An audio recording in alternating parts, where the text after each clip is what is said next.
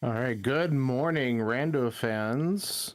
Welcome to another Kaz Boots race between Moogle and Josh the Canuck. I am Emok81, and I am joined here by Sean Secretly a Sliver. How are you this morning? Well, we were up pretty late doing multi-world, so I'm still blinking away the fog, but we'll survive. Maybe some of the crisp movement from Moogle Mod will wake me up a bit. For sure, I'm going to be enjoying watching this match. I have not had a chance to actually watch either of these runners do a full race, so I've been looking forward to this one. Also joining us today, we have Whiskey Bill on tracking, and Phoenix, thank you for taking on the restream, and it looks like we are off. Yeah, so some of you may be looking at the name Moogle Mod and wondering, where do I know that name from? Well, he is a very good NMG runner, and also made a very in-depth tutorial along with Fricker and Greenham that we call the FMG tutorial. So if you want to learn speedrunning or how to speedrun the game vanilla, it's a very good resource to use. I also had the pleasure to meet Moogle last year at SGL. Very cool.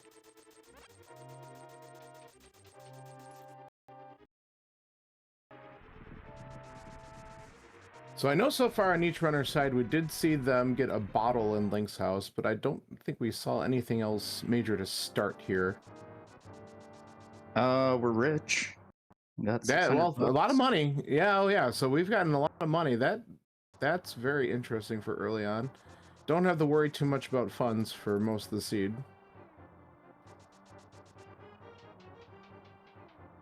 Yeah, you need what, 710 for the entire game? We've already got 600 of it. Yeah, there's your minimum, right? So pretty quick start with the money. But for anyone who's watching this who hasn't seen Casual Boots, so the whole point of Casual Boots is that you get to start out with a sword and boots. You have to go through the escape sequence. It is essentially a standard type start. Rescue the princess, bring her to the sanctuary, and then at that point, the whole world basically opens up. So that's what both of our runners are going through this sequence now, heading down to Zelda Cell to rescue her. So there's a lot of very understanding your dash lines, the technical movement in here to try to optimize your time throughout escape can be pretty important to get off to a good start. Oh no. Yeah, Josh taking an early death. All right, well, it wasn't too far in, so it's not going to cost him that much, but you know, that's yeah. It's not he set great up for the to have that spin in the first couple minutes. For sure. Set up for the spin on the blue guard, and then unfortunately got him in the wrong direction, and he poked him at the end. Yeah, and I think a non-zero amount of that was he knew he was at half a heart, and he was trying his best to set up in the best place possible. Just unfortunately was a little bit slow on the release. Yeah. So I did notice that we got some bombs in the chest in Zelda Cell. That's always good to get at least a 3-pack getting out of here. Makes it a little bit quicker to not have to worry about farming those or buying those, because it's not like they don't have the money this time. And lets them route Kakariko a little bit quicker.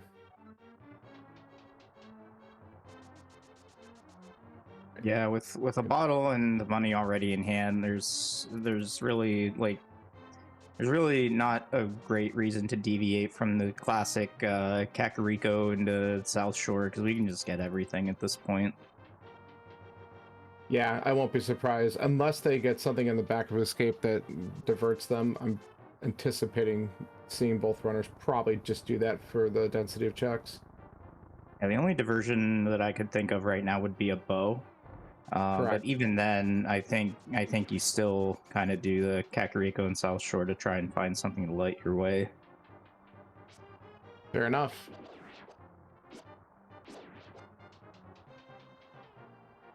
Moogle killing snakes there. I wonder if he saw a good prize pack. Or if he just got knocked out of They his might have path. just been in his way. Yeah, I think that might be more what it is because he's not going after any of them in Dark Cross, and he's just moving along. Okay.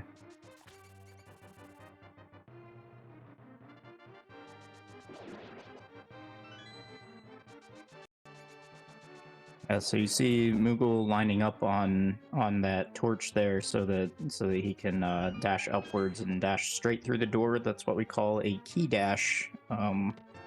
Basically, this game is on a grid system, and all of those squares, like the chests and the pots and such, and the torches, they will show you where the grid lines are, and you can use that lineup to go through the doors faster.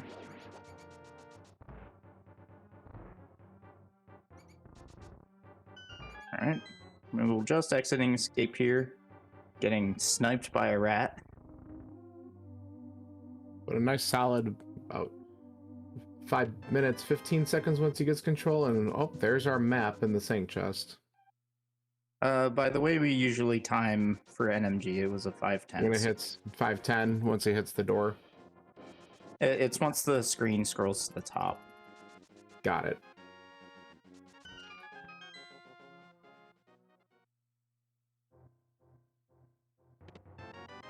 Ooh, early Master Sword from the Bonk Rocks. Okay, that may just end up being a convenience item. I don't really see any other AGA 1 indicators at the moment. Right.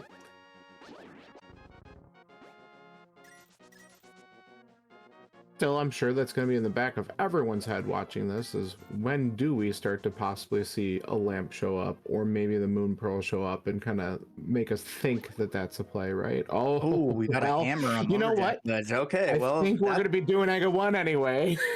I think that's an AGA 1 indicator. Very much so. So yeah, now we want the Moon Pearl. Well, not even so much the Moon Pearl. We, you know, that lamp to make the climb easier at any point. I mean, yes, we want it anyway, but at any point, if that climb is done, that gets us access to that hammer. Since Yeah, we definitely want the lamp. Yeah. But I'm not sure how much Moogle has worked on AGA 1 with the fire rod, but that's definitely that is definitely something that you would do something like that for. Like normally, if something important is on Lumberjack Ledge, usually it can wait until you get your full complement of AGA 1 clearing gear. The hammer is definitely something I would get out of Logic. Yeah, it's way too much of a vital item. It is useful in several different, not just overworld locations, but in dungeons. It is required for several of them. Oh, they are more than rich in this seed. Unbelievable. Another 300. I actually remember a couple years ago, during Kaz Boots week, my mentee got the full complement of Castle Tower clearing gear, and then we found a bow on Lumberjack Ledge, and I'm like, well, I guess we're doing it. Yeah. Well, and Joshua also did take a look at the ledge itself, and it looks like we have a green pendant at Hera, red crystal at Desert, and a normal blue crystal at Eastern. And we got our first glove. And a tempered sword. Well, Tempered sword, okay. Certainly hooking them up with nice combat solutions right off in the beginning here. That's a significant jump for less than 10 minutes into the seed. So Emok, I was watching Josh, and he skipped the sanctuary chest. Is he just being hyper aggressive?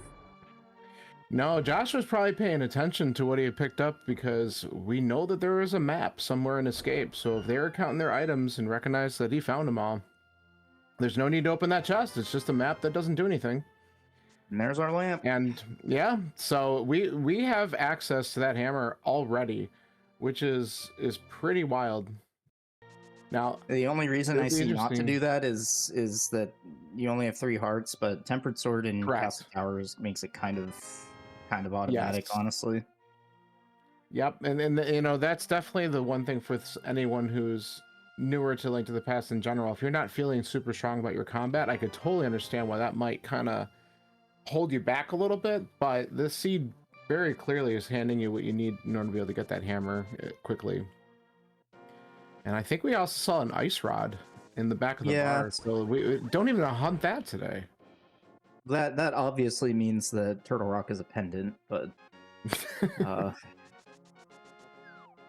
for clarity's sake, that doesn't mean that at all. Yeah.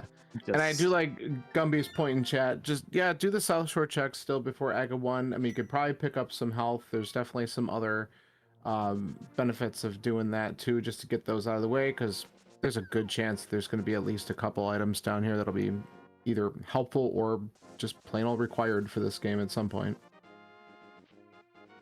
yeah, I wouldn't even do that. Like, I would climb Castle Tower on 3 hearts and just grab that hammer so that I have it.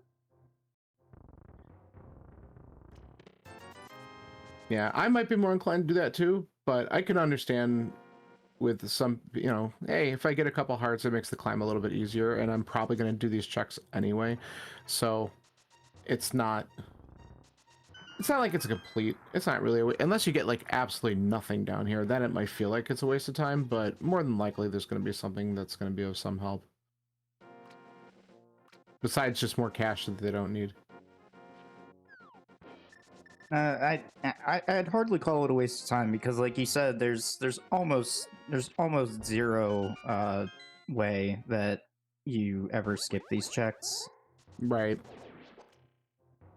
So even if it's all just like money and arrows and bombs and such, like I'd hardly call this a waste of time just because it does have that progression so often. And there's a big one right there in Mini Mulrum Cave, the Cane of Samaria. Which we're not 100% sure if that's completely required in the seed yet, but it certainly is helpful for a lot of different things and some glitches and stuff that can be done in some of the dungeons.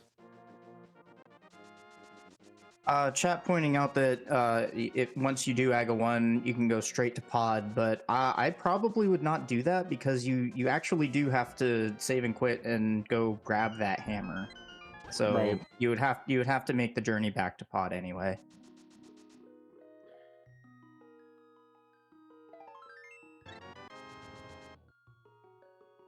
Yeah, and Josh going straight for the hammer. That's probably what I would do, honestly. Yeah. But meanwhile, we get some nice divergence because Mooglemod's gonna go ahead and they're setting up a water walk. So when you dash out of that ice rod cave along the pit, you could jump into the water like this and start dashing through it, and it's a lot faster than fake flippering and the swimming animations. So he's gonna quickly go and check a couple different things. We're gonna preview that there's nothing important on the island and then go into Waterfall Cave. So this is, you know, while they're not in logic checks, they're great to have because one, he's gonna fill up a bottle and maybe find something good in this last chest. Just some cash, but Okay, so Josh is getting a little lost in this dark maze, which is fair. I mean, it's a maze and it's in the dark. But I've seen about a dozen mentees do this already. When you go into the dark maze in Castle Tower, go down. Just go down and you will see the path through the maze. Everybody always wants to go up for some reason.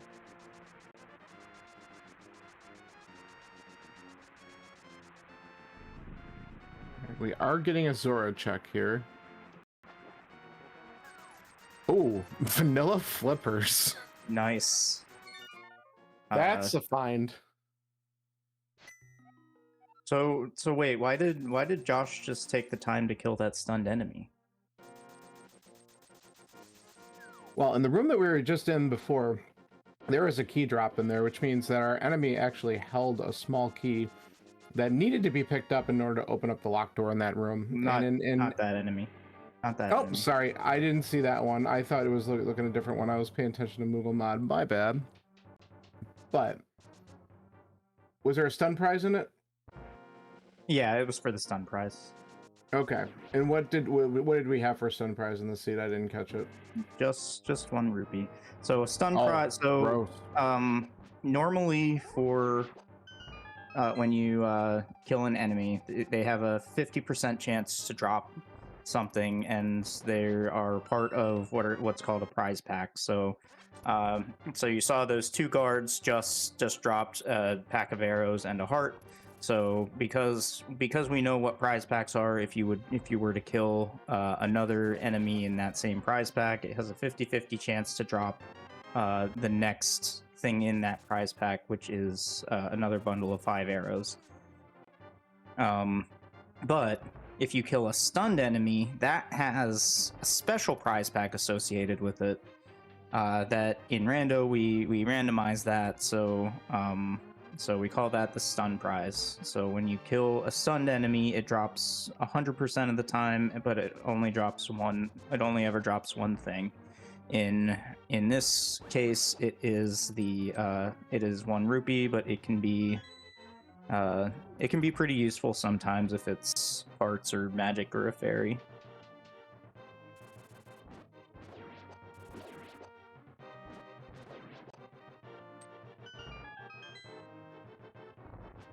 Gosh, doing well with the Agates 1 fight. Mugamad just about caught up to the top of the tower. He's got to get the key from the red guard here.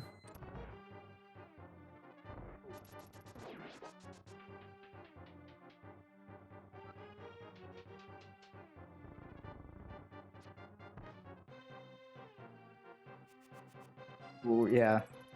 So the way that Aga 1 works, the first ball will always be a red ball. The next 3 shots are they are 50-50 red balls and blue balls, and the 5th shot is always one of those lightning shots. So if you know that one of those lightning shots is coming, you want to stand at the top of the room, because he can't shoot his lightning to the side or behind him. Oh, and we even have a pearl on the pyramid. Let's go. Yeah, I mean, this was a screaming Aga seed. You get the moon pearl, and you get your hammer, and you have regular Dark World access, having glove, hammer, and moon pearl now. So I mean, this was definitely the play that had to be done.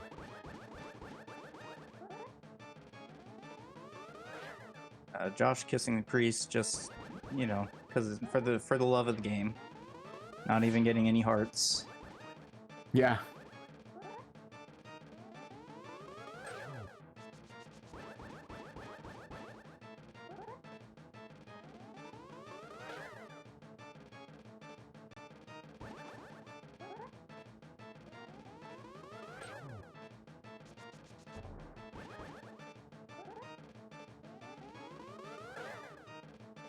So Josh will be the first one to pick up the hammer, and then I won't be surprised. We're right over here, maybe going right into the Dark World, checking out what our map is. And I mean, at this point we have a fully clearable Thieves Town,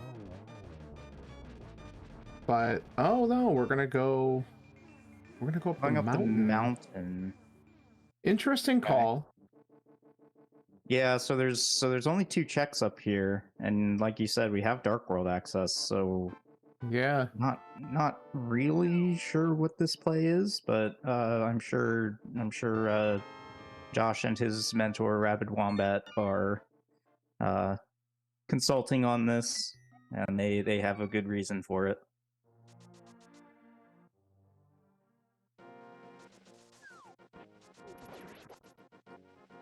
Josh checked Lumberjack twice. He just picked up the hammer from it. Yeah.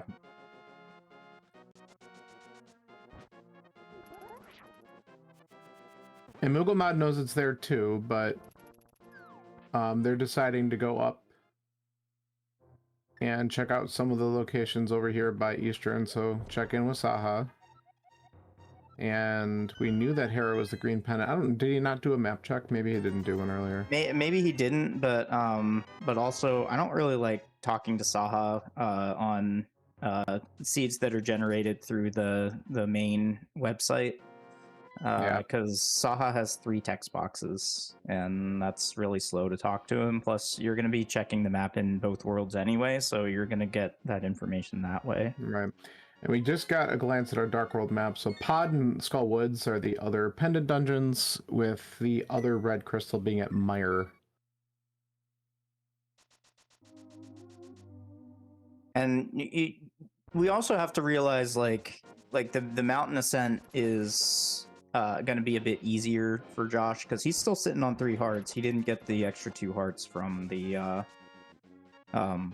South Shore checks. So Right. okay, well he is headed toward looks like Dark World play now, but I think part of the reason for going up the mountain was, you know, to get the saving quit point, to get those 2 item checks, to get the Dark World map, and you know, just to have something that's a little easier so he's not on 1 or 2 hit KO the whole time.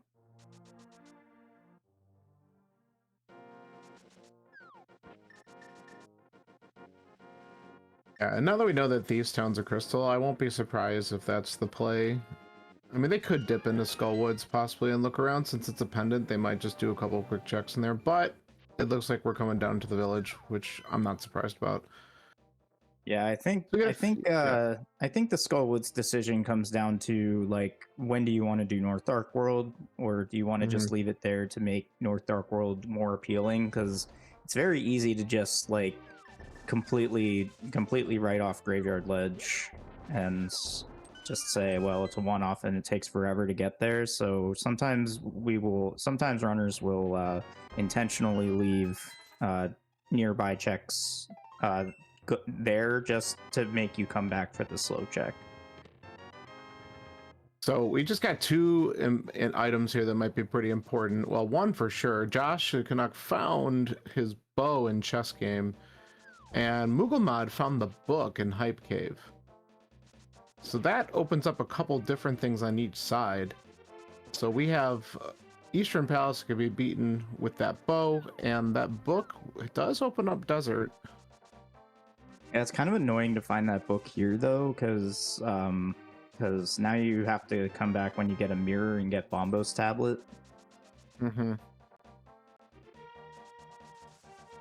Yeah, it kind of isolates that check for a little while, but Swamp Palace is a crystal, so at some point they're going to be able to route that in if they need to. Yeah, well, need the mirror to get in there. If Josh can find the mirror before going down that way, he's gonna get that Bombo's tablet a lot faster, and it's gonna take Moogle a little bit to get back there. Okay, so wait, Josh skipped Thieves Town, which is almost assuredly because he's sitting on 4 hearts. But yeah, I feel like if you were going to do Skullwoods, you probably should have just done it after the portal, right? Yeah, I mean, unless the idea was, all right, let's just check the village and look at a couple other things, because let's say by chance we happen to pull a fire rod. That might be what he was thinking. And then, I mean, I don't know. If you're not feeling comfortable doing Thieves Town with 4 hearts, I don't know if they'd be feeling comfortable with the moth fight either. And unfortunately, Josh just took a death right outside of the dungeon, so that'll set him back on a little bit of time too.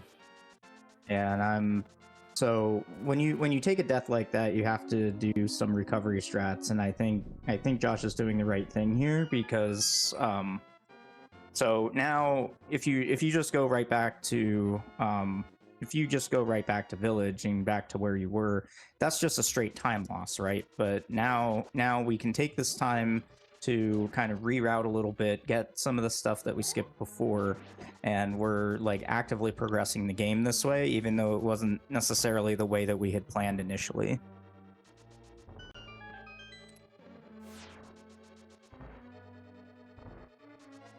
Yeah, so quick things. Squishy Panda, yeah, the red cave was in Mini Mulworm Cave, and Josh had not come down to do South Shore yet, so he looks like he's doing those checks now, so he should end up getting his Samaria soon. They opted to climb and do Aga, like basically right after the village.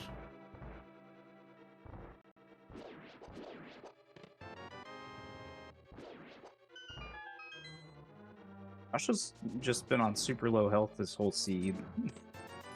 Yeah. Yeah, the hearts have not been showing up. They're all going to be in GT. It's going to be one of those. Yeah, and those are definitely some of the challenges of Rando, because I mean the hearts can just be in really dumb places, and you have to figure out how to survive with your current equipment. Luckily, we do have a tempered sword. Oh, a nice Yeah. sank heart in Mini Moldorm Cave. I missed that the first time we were here. Yeah, I think Mugglemod had full health going in, so we didn't know. So for those of you who don't know, card there we are point out. Yeah, go ahead. there are 13. There are 13 heart containers, or I think no, there are. Sorry, math. 3, 6, 9. There are 11 heart containers in the game. 10 come from bosses, and 1 comes from the sanctuary chest in the vanilla game.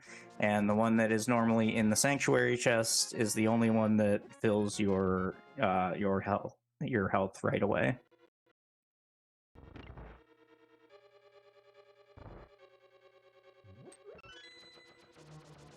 All right, so Moogle Josh headed to also setting Landmo. up.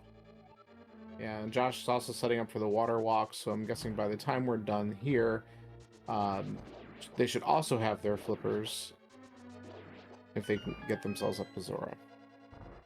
Wait, how is Moogle going to kill Landmo without a bow?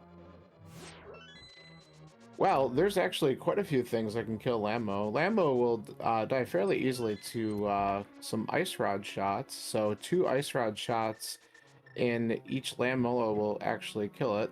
The other possibility is just coming in with Tempered Sword. Tempered Sword's pretty powerful weapon, so if for some odd reason can't kill it with just the Ice Rod and needs to use some Tempered Sword swings or spins, that will also do some damage. There's actually several items that can kill Lambo. There's bomb strats, Samaria strats, hammer strats, all sorts of different things that you can do. So luckily, don't have to worry about a bow here. And the main weapon that we use for the NMG speedrun is the bow. Right. So gotta go into his arsenal of different things, because with Mugglemod being primarily NMG, not doing the same strats as before.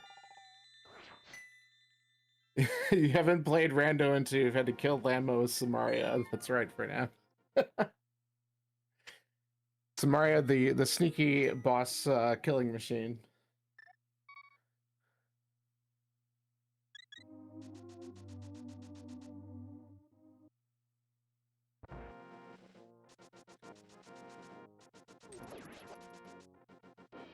Hey, Josh headed to probably Eastern and follow up with Pod. I don't hate this. Yeah, I wonder. So is going up to do? I'm kind of wondering if they're gonna even route Pod in at all. I mean, when Pod's a pendant, it's so hard to not go in there with 5 different item checks within the dungeon. But definitely getting Eastern done is going to be important, because we know that's a crystal, and I don't think either one of our runners have stepped in there yet. They do say it's always sunny in Pendant Pod, right? I don't know. I think that Pod is worth a look. Just because of our crystal layout, we have a lot of crystals on dungeons that are really hard to get into. So I think this is going to be more of a full clear type seed. Than like one where you can just aggressively skip stuff. So I think I'm thinking that Pod is probably in the plans, but of course you might just find something here that changes that. Yeah, so I guess he's getting these 3 items out of the way, and then once this dungeon's done, making that decision of, do we just go down to the portal and take a look at Pod, or do we have another direction to go in at this point? Because they do, I mean, Josh hasn't been to a couple other big Dark World locations like Hype Cave, which we know would open up desert, though that didn't seem to end up giving any progression anyway. But still, it is a dungeon that needs to be beaten.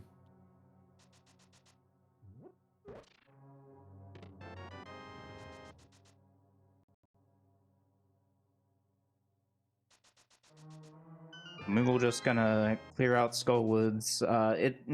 And I think the reason to clear out Skullwoods here is there aren't very many items. Yes, Moth has a very high chance of having one of the items, but basically you just clear, hope to find both items, and if you don't find both items, just kind of hope you never have to come back.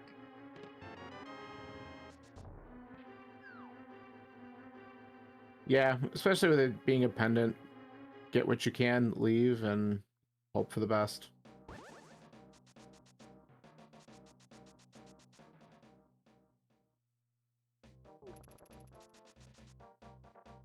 Oh, there's an item in Eastern. We have a mirror on the left side of the dungeon. We're Yeah, kind of expecting something to that show up here. that may change the calculus a bit, but I still want to go into pod because I actually want to try to find a hook shot. Yeah, though I won't be surprised since Josh already did get the mountain saving quit.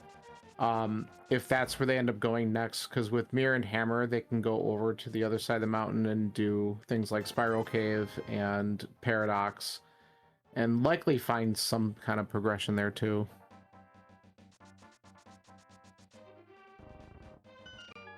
Bo was in the chess game, so Moogle's about to get that right now.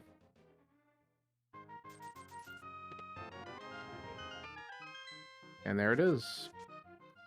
Yeah, so the chess game is vastly changed for Rando from vanilla. So in vanilla,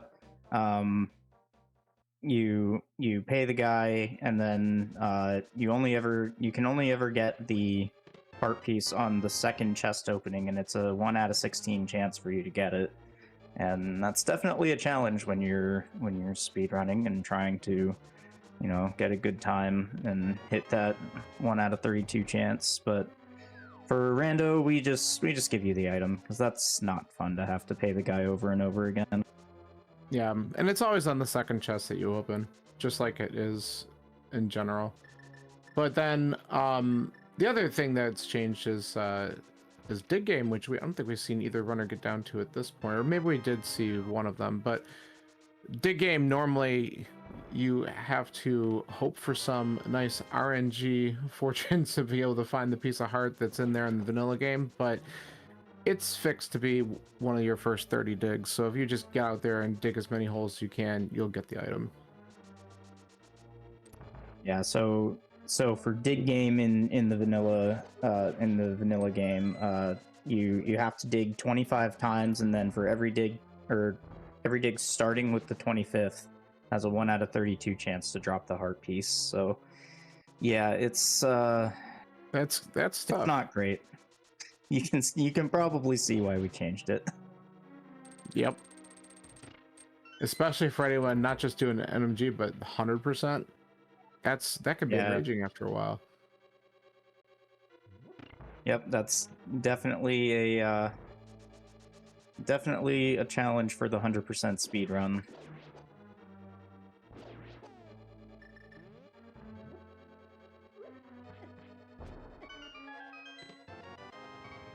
Ooh, fire rod in the attic. Moogle getting a little bit bullied by grasshoppers down to half a heart here. Does have At least they were able to pull bottle. that fire rod, though. Yeah.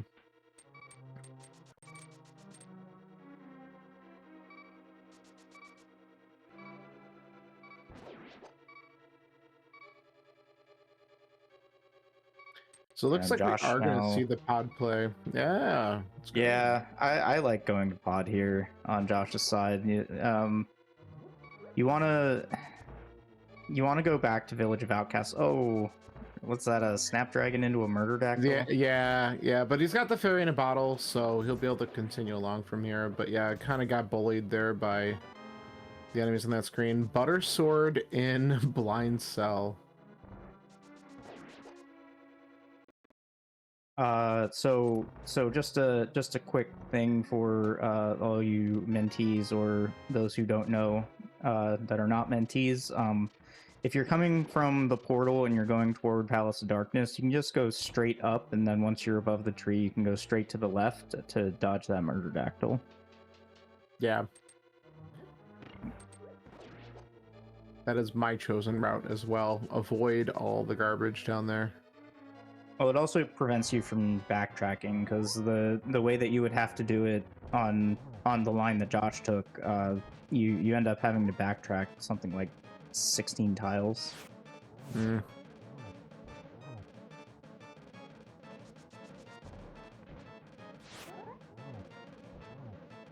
Did you know that blind is a scripted fight? And Moogle Mod does a great job with it because that's one of the few things that does not change from NMG to here is doing the blind script. Yeah, sometimes you have to do it with Fighter Sword, which is 1 pixel shorter than all the rest of the swords, but it's a mini adjustment.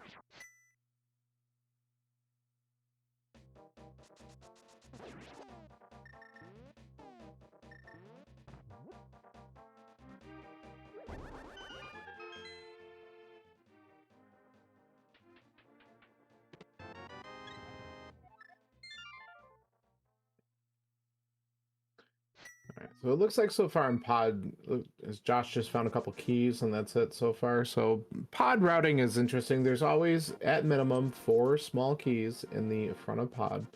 So counting as you go through can help you know whether or not you need to open up certain chests. So when some runners might skip a location in pod, it's because they've already calculated out that it has to be a small key. And that often happens with the chest that Josh just got the big key out of. That was another vanilla item location. Yeah, so we're paying attention to how many keys we have, just so we don't just blindly go into a situation where you end up spending a small key and getting a small key in return. Exactly.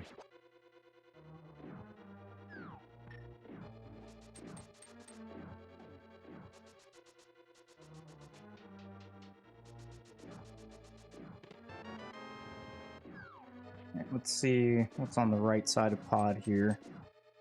Josh, a bit light on arrows. There are 10 arrows on the 2 pots on the right side there. And it looks like good. He's going to pick those up. Pick them up. Yep.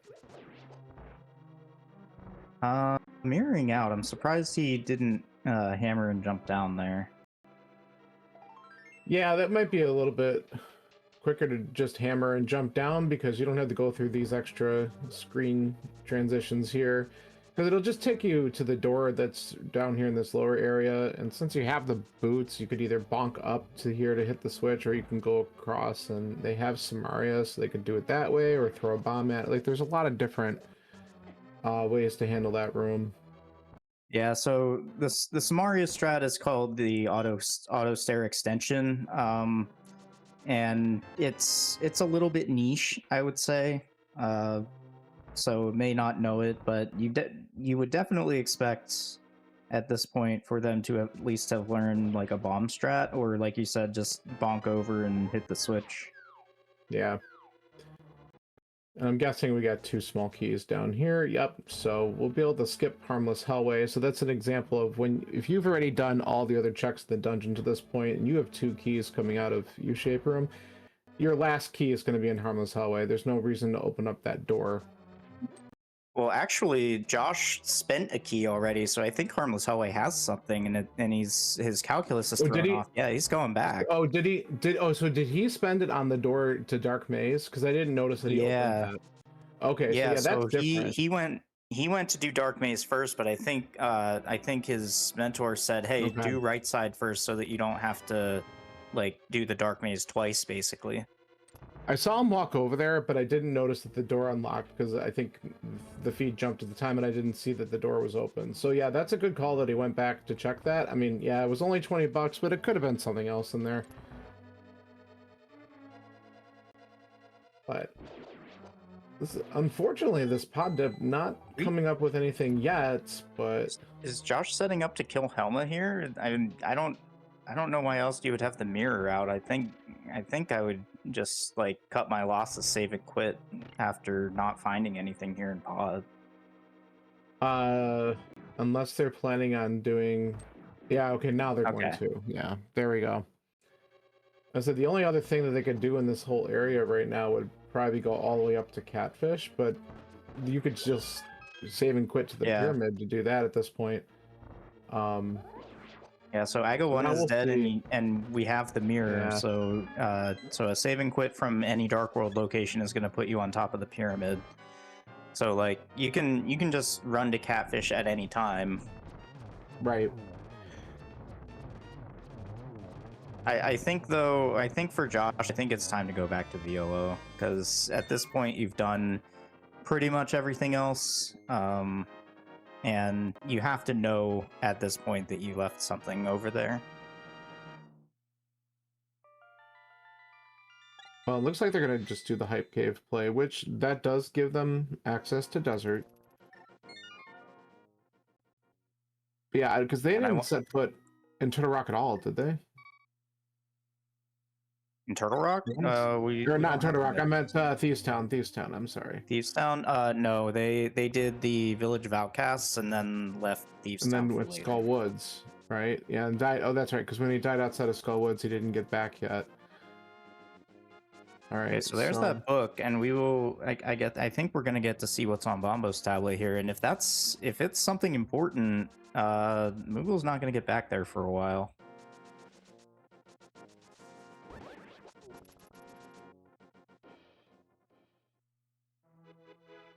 And I noticed we had some before. No, Josh, no, don't skip it. Don't skip it. No. Well, they're gonna go. It looks like they're heading to Cave 45, so they're still gonna do a couple, you know, little things with the mirror down here. But let's see what. So we got. Just $20. Yeah, I did notice we got some raids at the beginning of the stream, and we just had a couple more come in. Welcome in everybody who's raiding. We've got a seed here. Unfortunately, Josh the Canuck just got the book out of Hype Cave and seems to have forgotten that Bombo's tablet exists. Yeah, because that would have been a good opportunity. Bombo's tablet right in the desert, and just kind of unless they're just cleaning up this part of the Dark World, and then they go back. Well, you do Bombo's tablet, and then you either send that into desert or you do this after that, because you're not getting any closer to Bombo's tablet than you just were. Right, but I'm wondering if that's what he wanted to do, is clean out these checks, and if we see them go back down to Bombo's tablet, then it's gonna be Bombo's in the desert from there. That's. But yeah, so I would have liked to. I know I would have preferred myself to probably just do Bombo's in the desert, knowing we have a crystal dungeon that's beatable at that point. But well, now we're mirroring. Yeah, I think we're going in the top portal because we don't have the mitts yet. Okay, And so maybe the there play then is to go to Thieves. There we saw Usain Bolt, the fastest guard in all of Hyrule. Oh, and we've got the mitts on Pendant Moth. Wow. Oh, that's brutal. So that fire rod to get there is in the Thieves Town attic. So if that's where Josh is going, they will get that fire rod eventually. But then to want to go to Pendant Moth is that's a tough call when you've already been in there and you got one of the items already. If he did get the item from Pinball Room, I don't remember if he went all the way there. Yep, and we get a pedestal check, just a little piece of love, so sorry pedestal fans, not today.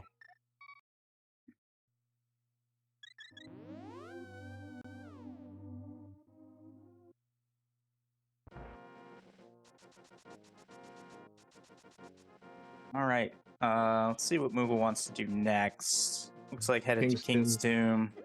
Yeah. Which is a decent starting point.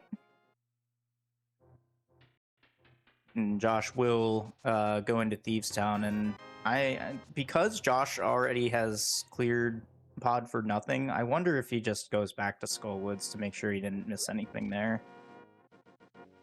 Well, we know that would be a great play if he did, so I'm kind of hoping that they make the decision to head up there and just finish it out, but we'll see.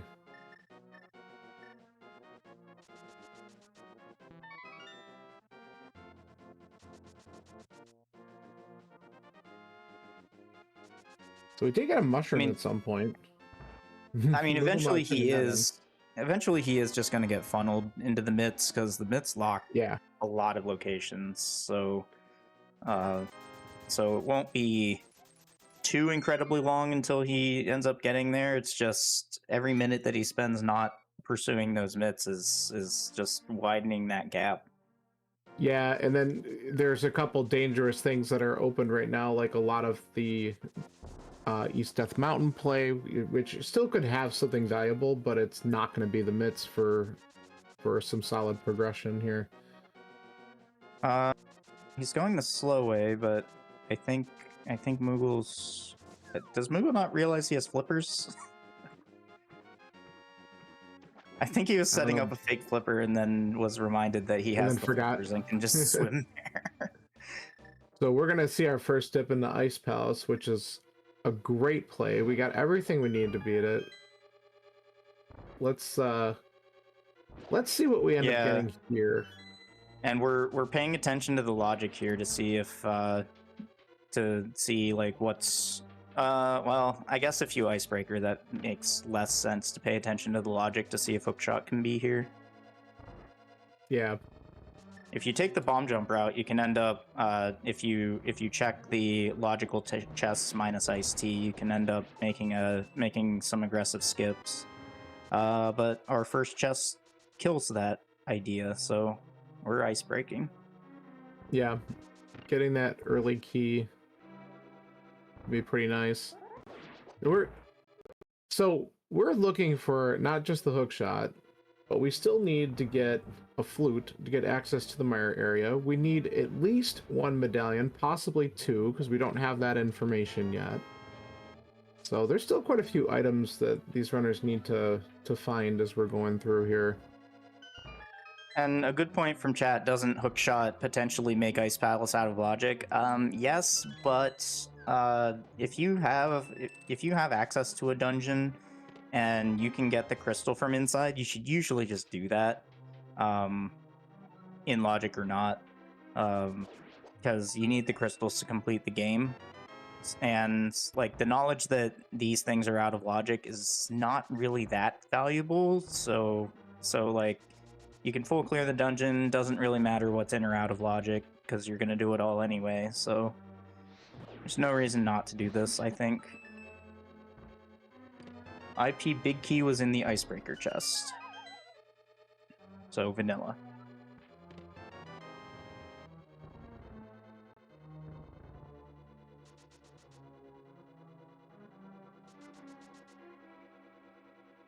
But the Pengator chest was a small key, so that means that I think it still can be hookshot locked after that, but it's like a very, very small chance. Yeah, because that small key allows you to... Yeah, that small key allows you to open up the locked door if you go the normal route through the dungeon to get over to the spike room and check the items from there.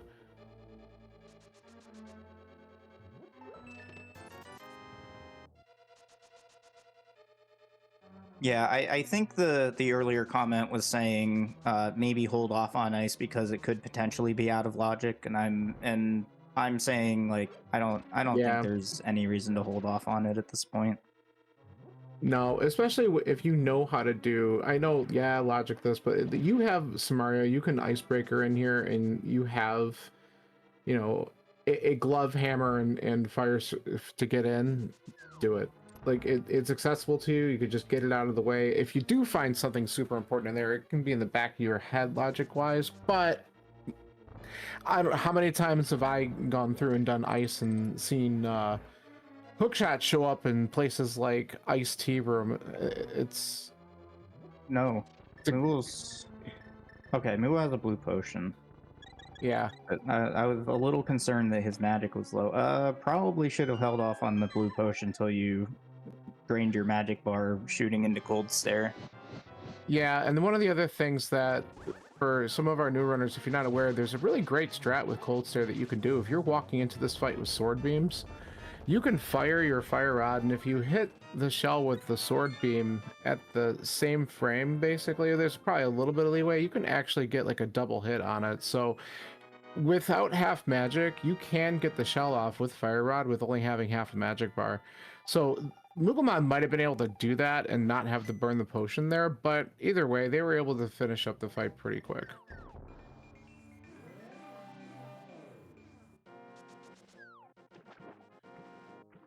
Josh opening desert after clearing Thieves Town. Yeah, he and unfortunately got the second tablet read. So when you're mashing buttons trying to clear the cutscene, if you mash the Y button on the wrong frame, you can actually read that tablet again. So unfortunately, had to keep mashing through the second cutscene.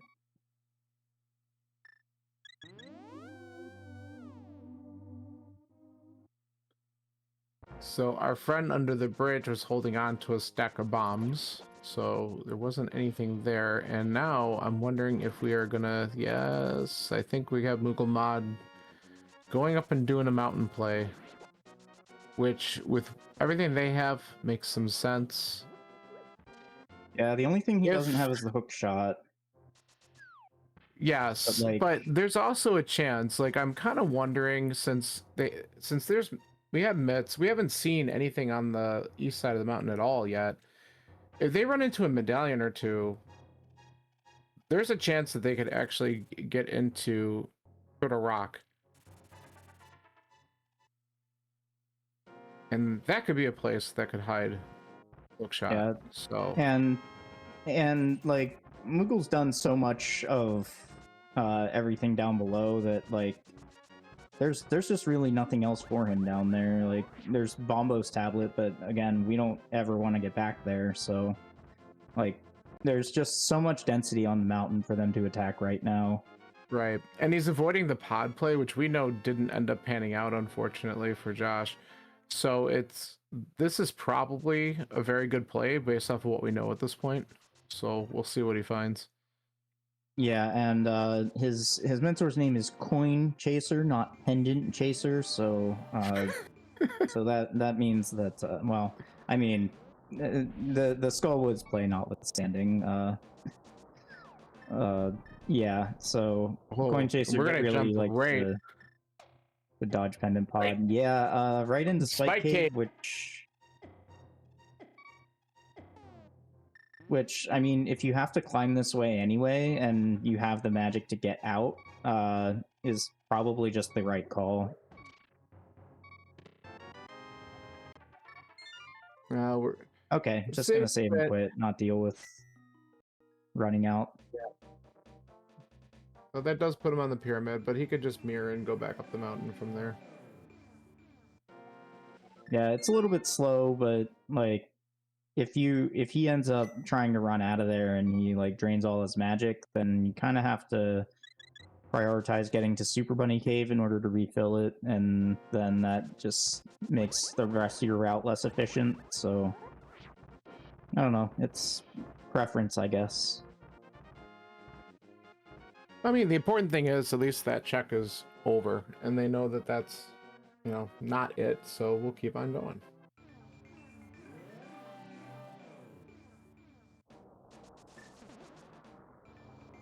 So we'll get our first look at a couple of the locations up here, Ether Tablet, and I wonder if they'll just skip Hera for now. I probably would and do the other side of the mountain first, but let's see what they decide to do. Yeah, so Hera is the green pendant, but like there are a lot more checks on the other side. Yeah, well, it looks like they're popping in. And any of them could be the hook shot, which speeds us up considerably. So exactly. Maybe I skip Hera here. Hera's pretty short, even if you have to go the intended way, though. It's short as long as... Okay, we do get the big key, so that at least lets them do the climb. And we haven't seen... It was a map, I believe, in the first check, so both items are still at large here. Yeah, so Tower of Hera is such a short dungeon that, like, to me, Crystal and Pendant status doesn't really ever matter. I'm just basically clearing it anyway. The only way, like, it being a pendant would change anything would be if if I find the 2 items and then Moldorm does not have the green pendant, then I'll leave early. But it's such a short dungeon that it's usually just worth full clearing it. Well, our 2 items, one's on the boss, one's in the basement.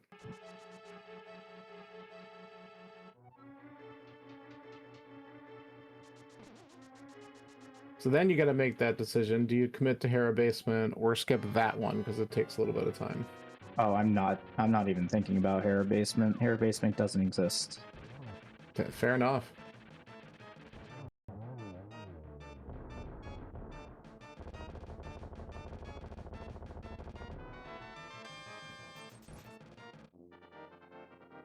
So just $20. Josh also going into Hera. Well, we get a little bit of quick high-fiving here in just a second.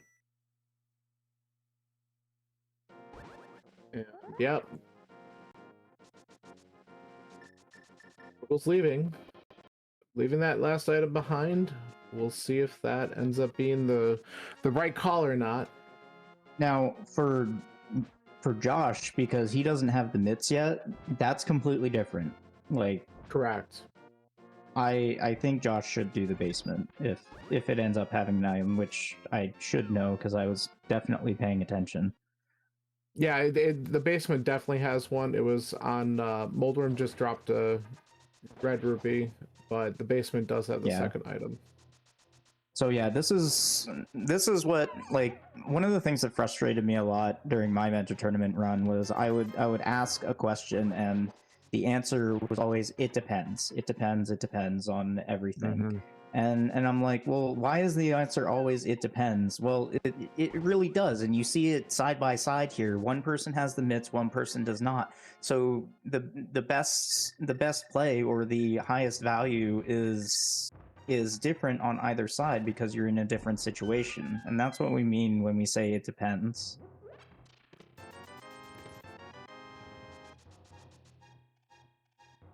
Oh, I was just saving and quitting. Okay. That I was not anticipating. So yeah, a save and quit out of Hera after not getting anything in the big chest. Oh, there's a flute, so that is another piece of the mystery. Right in Paradox. I wonder if that save and quit was accidental, because I mean, maybe you have to, like, you have to climb all the way back up. If you're gonna leave Hera, surely you just mirror, right? Yeah.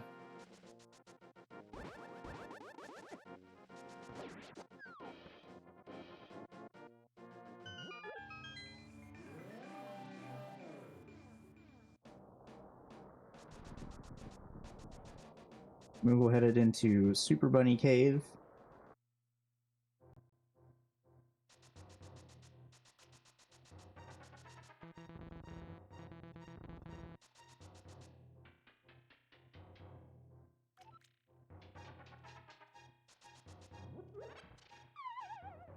Josh probably getting the feeling that he missed something and is wondering why he's in clearing that pendant dungeon, so maybe trying to cut a little bit of a corner, but yeah, we'll see how this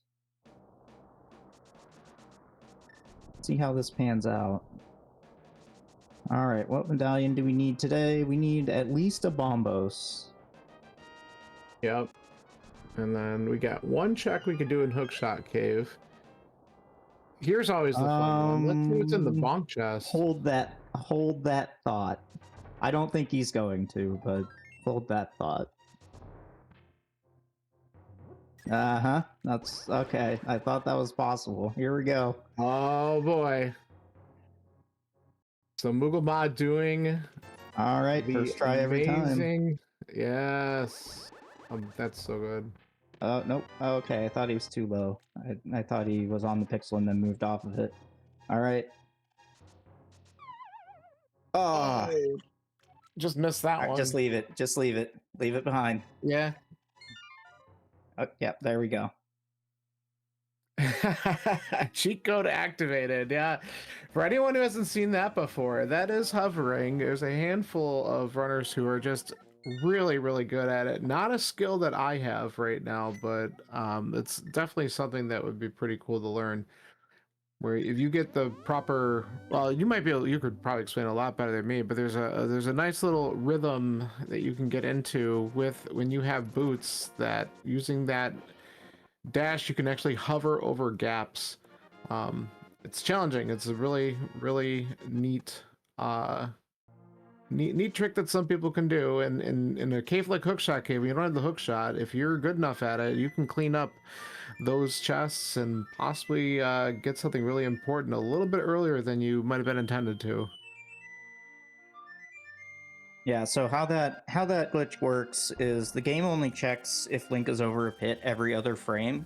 So by constantly hitting ends, the game will not let Link fall when he's charging a dash. So by charging a dash over and over again and only leaving one frame between dash charges, the game will never make Link fall, and you can theoretically hover as long as you want.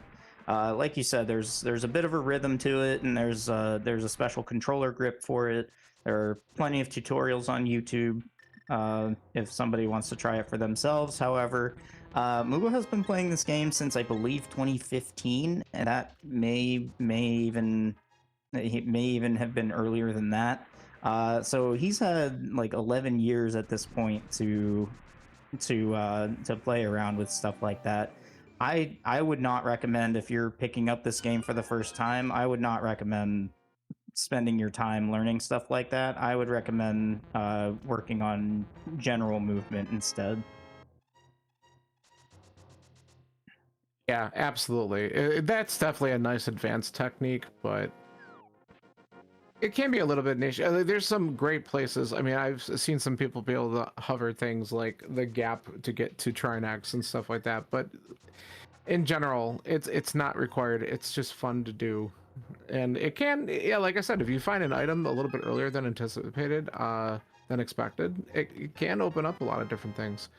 But meanwhile, we did find out that we have a double Bamos requirement today. So Bamos is required also for Misery Mire. We got 2 hearts in Mire Shed, and then in Checkerboard Cave we found a shovel. So not what we're looking for. So now Mugamod probably going to be going to do that pod play.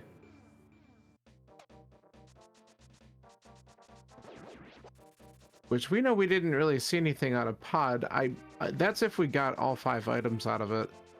I think we might have, because Josh didn't go and finish Helma, so it'll be interesting to see what we see in this Hera basement as well, since Josh is making that play. I think this is mostly for the pendant turn-in. Yeah. But Okay. but like having the dense check nearby certainly helps as well. There it's Bombos. Okay. Oh, nice boots in Hera basement. So the good news is both runners have this green pendant. So right now Josh is in a spot where he's got to turn in this green pendant soon to get the Bombos, but more importantly, he's got to get himself back to Moth, which is unfortunately in Pendant Skull Woods, to find that other glove, which is really going to open up a lot of stuff in this seed. And the other challenge on Josh's side, he already found the first item in Skull Woods and left, so like there's only one item left there. It's a pendant. It's really a hard sell to go back there at this point. Yeah, but like you said earlier, because we're talking about not finding myths, eventually he's going to get pigeonholed into having to check that location, because he's going to just run out of spots at some point.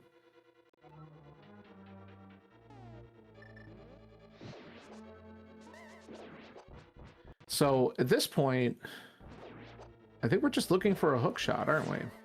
Yep. So Moogle loves seeing that Bombos pop up, because that's the only other thing that could have been in that hookshot cave chest that he fell trying to hover to, and And now that's a sigh of relief that that's not going to burn him.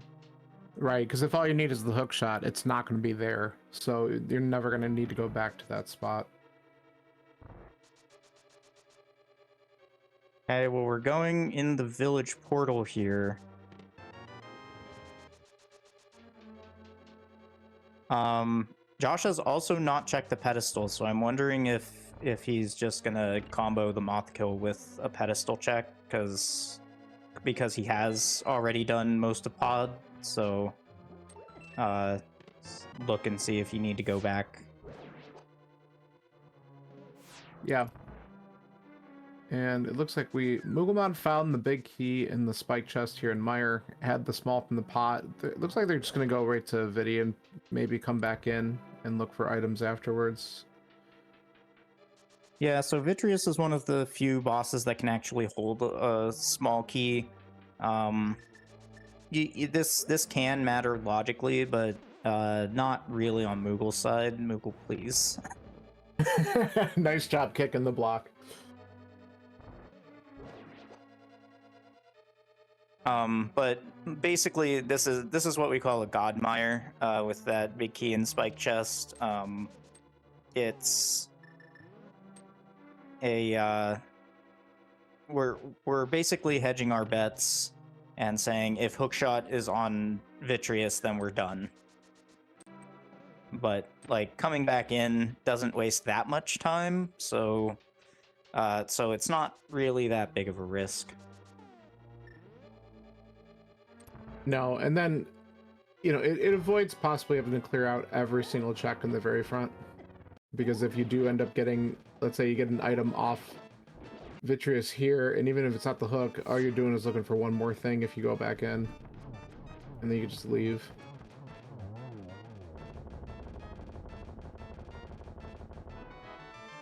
So, there's the small key.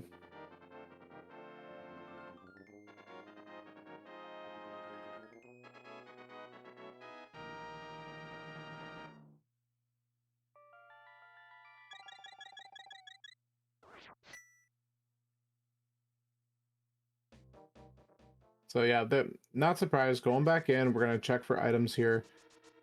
Because the reality is, if it's not in Mire, now there's a handful of places that they could still look. I mean, the red bomb opens up.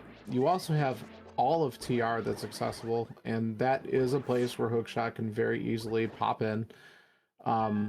And just for fun, if we don't find it in any of those spots, I mean, there is also that chance that it could be in the front of Swamp, which is the absolute worst place the hookshot can be, but it is a chance. I'm kind Everyone of loves a vanilla.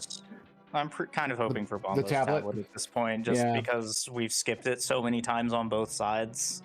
Yeah. That would be a fun place for it to show up. But everyone loves that hookless swamp dip too.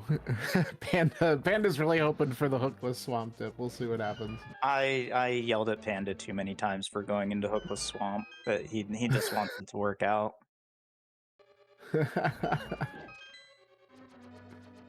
All right, Josh finally getting the mitts. Probably will do this pedestal check to see if he needs to go kill Helmasaur, and will be disappointed probably that that's not the answer, because he has just full cleared all three pendants essentially. Well, we have our silvers. Mugelmod found his second item in the main area of Mire, got silvers out of it, so we're out. Did Moogle touch Smith Chain at all? I don't recall. I don't think so. Yeah. So that's Whiskey Bill saying no. Josh. Yeah. If tracker saying no. So I trust the tracker. Yeah. I mean, if that's something that Josh routes in, since he's right here in the village, if that is the hook shot, then this could be very interesting. Because it looks like Mugelmod's headed to Turtle Rock. Which I think that's the best play at this point. Is you have a dungeon with 5 items that very easily could have the hook shot in it, and you need to clear it anyway. So I know it's that extra mountain dip, but it very easily could be the right call to come up here. Yeah, I've seen Hookshot in Turtle Rock many times, and like it's a Yeah. crystal. You have to. Turtle Rock doesn't get. I mean, it does kind of get faster in Go mode, but like,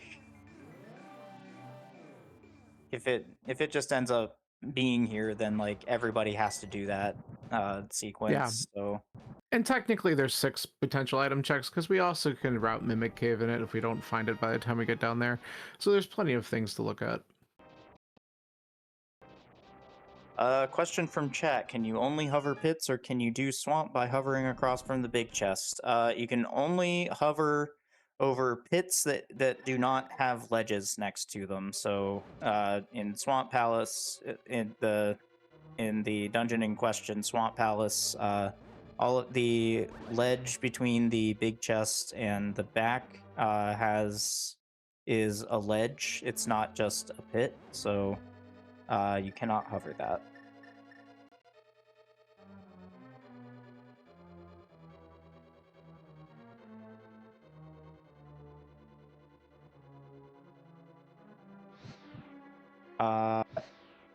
And yeah, we're about an hour 10 into the seeds, so go ahead and give both of our runners a follow. They've definitely provided uh, a nice bit of entertainment for us this morning.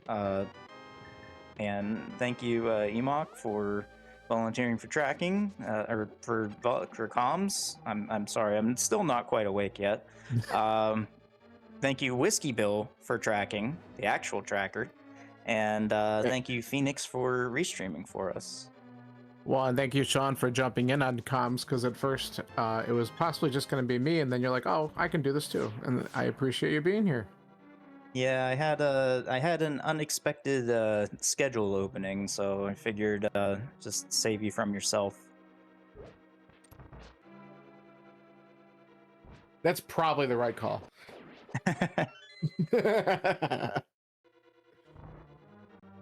And of course, give these wonderful mentors, Coin Chaser and a Rabid Wombat, a follow also.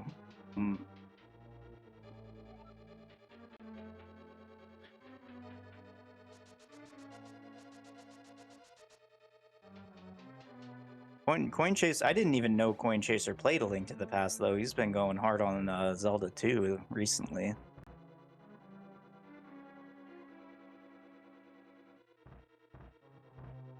Let's see what else we got going on here in TR. So I think all we found, the only item I think I've seen so far was a heart container. Everything else has just been keys. We do have the big key, so there's potential for something in the lava chest. Nah, just a map. And we won't get lost. Correct.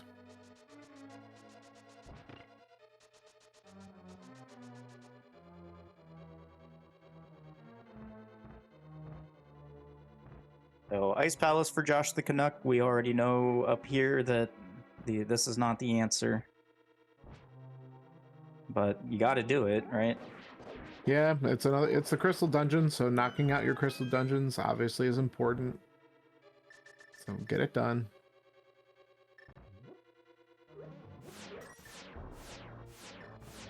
Oh, missed the bomb.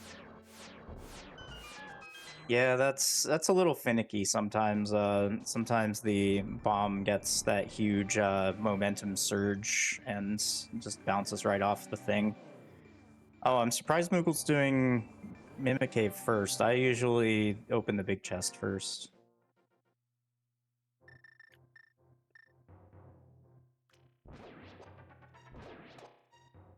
So if you're committed to getting both of these checks, then doing Mimic Cave first is faster. But if your hookshot is just sitting in the TR big chest, you don't want to spend however long, like 50 something seconds, doing this useless Mimic Cave check. So I usually just go in, open the big chest to confirm that that's not the answer, and then it's only like maybe a 5 or so second difference.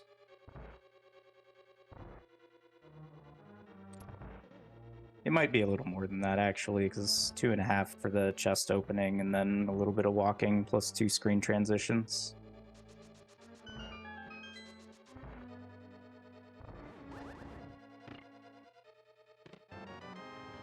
There it is. And there's our hook shot. That's go mode at 113.54 for Moogle. Yeah, not surprised the Turtle Rock plays the answer. Sorry, Squishy Panda, you're not going to get your dream today. But that's okay.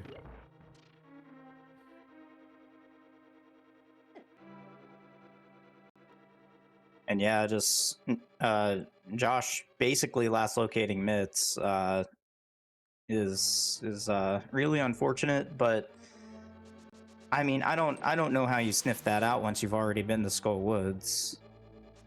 Yeah, that's such a tough call to go back there. Yeah, I don't think Josh did anything wrong here. I just like I think this is a classic case of rando being rando. Yeah.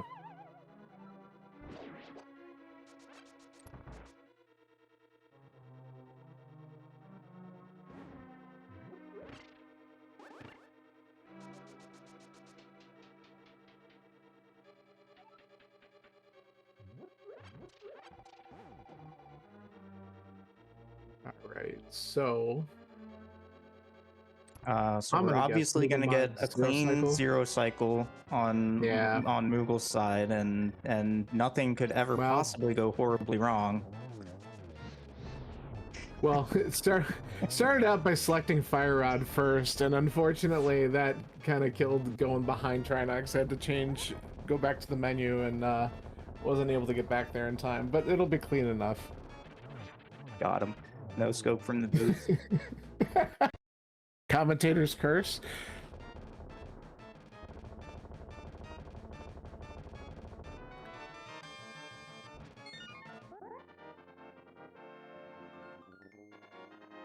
We'll have to clip that one for later on.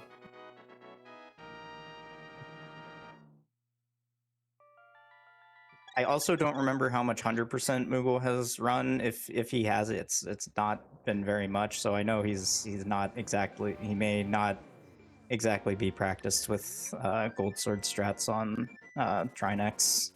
Oh, that's fair, because he's probably only at most typically working with Tempered, if that.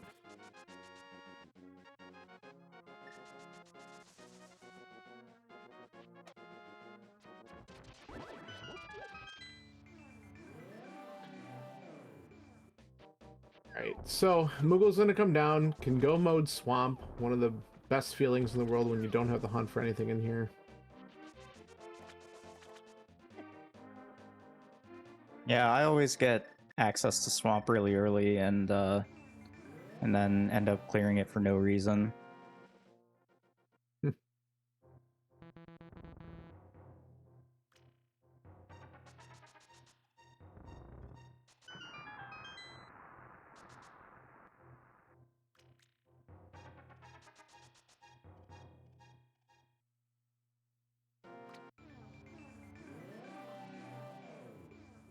So for anyone who's still joining, the main thing we're waiting for, what Josh needs to do, and oh no, he's not heading to Swamp, is he? Oh, he might, maybe not. Maybe this is Bombo's tablet because It might be finally yeah. we finally figured out that we left it behind half an hour ago. Yeah, but unfortunately, what he needs to do, and he needs to turn in the green pendant. That's where Bamos is. So we're just kind of, and once he does that, that'll start to unlock everything that he needs to do, which will be Yeah, and Iron Turtle Rock. I know he's already been to Pod and he's already cleared Eastern, but like the reason to kill Moldorm is to get that green pendant and to turn it in. So like once you have the green pendant in hand, you need to go turn it in. Yeah. I see so many runners just hold on to that pendant forever. And I think Josh kind of senses that he's a little bit behind, so we're going for the spicy hookless swamp play. This is when you do hookless swamp. Not like you have to save your spicy plays for situations where it makes sense.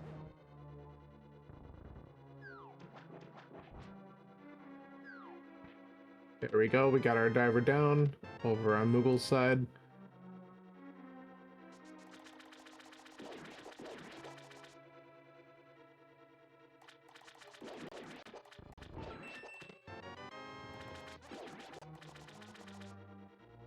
Hanaberna, another safety item.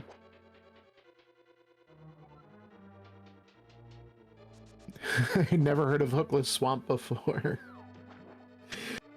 Yeah, so the you know, the hookshot can be in Swamp Palace, and it's cursed and terrible, but it is possible. But and it's something that, like, if it is a thing, everybody's gonna last locate it. So that would be exactly why I lost my first Swiss race in the Mentor tournament last year, is because that's where Hookshot was in Swamp. So yeah, it can be.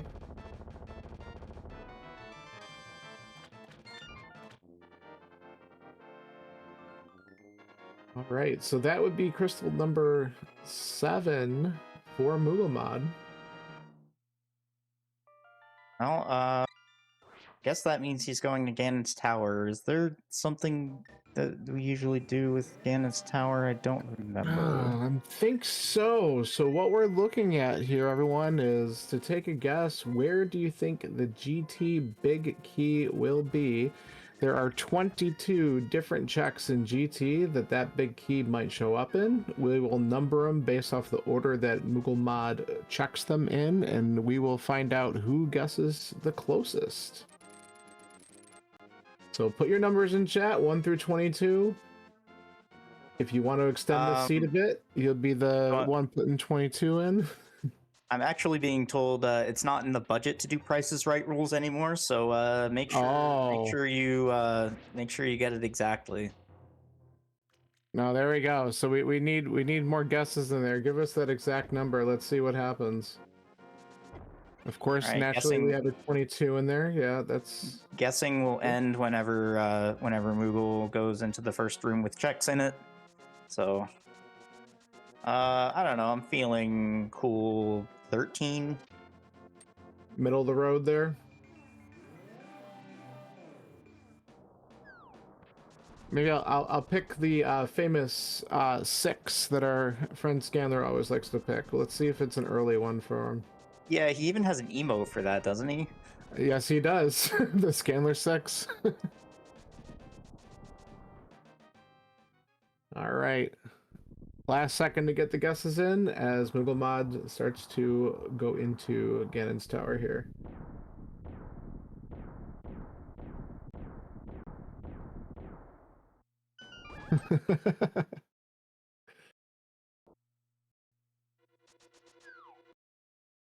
All right, so it looks like we're going to do Hope Room first.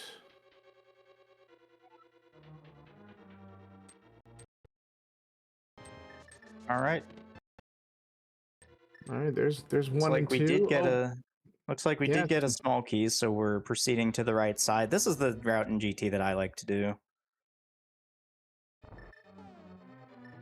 Mostly because getting to Ice Armos after doing these right 4 checks sucks. So I try to knock these out before I go left side.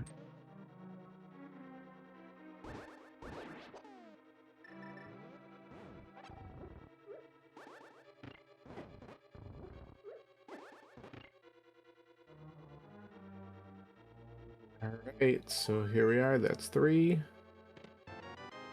A shield, his first shield in chest number 4. 5 and 6. Put it so back. not yep, not the 6. Oh, no. One of the things I always remember: come over here and make sure you grab the small key under the pot before mirroring to go back to the left. If that's Technically, the route you're taking. Technically, you don't need that small key because of key logic. You'll always get the right amount of keys that you need, but like that can lead to having to leave the map room behind, and you don't really want to ever do that. So yeah, just grab the pot key. 7 was the torch. That was the ether medallion. Opted not to get it. Not really necessary at this point. Powder. Small key. That's 8 and 9.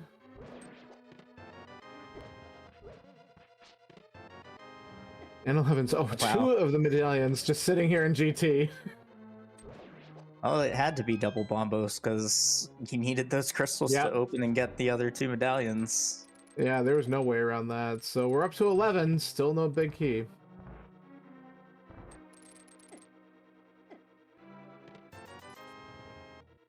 That's 12. Kind of feeling like Rando Room might end up being the answer at this point, but we'll see. So for those of you wondering why we didn't just pick up Ether and use it, Moogle Mod actually doesn't have enough magic right now. Plus Ether's slow. Don't use it.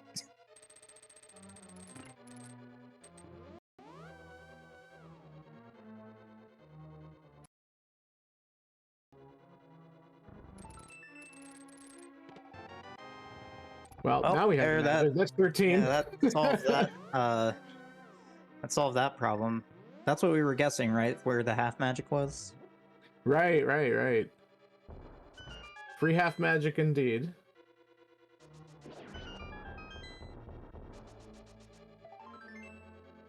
Bombos is on green pendant turn in.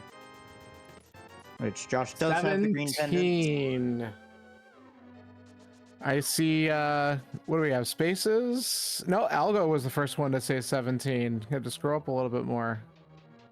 Congratulations, you are the winner. 2 of you guessed it right, so. Yeah, well, you have to split the prize now. Yep.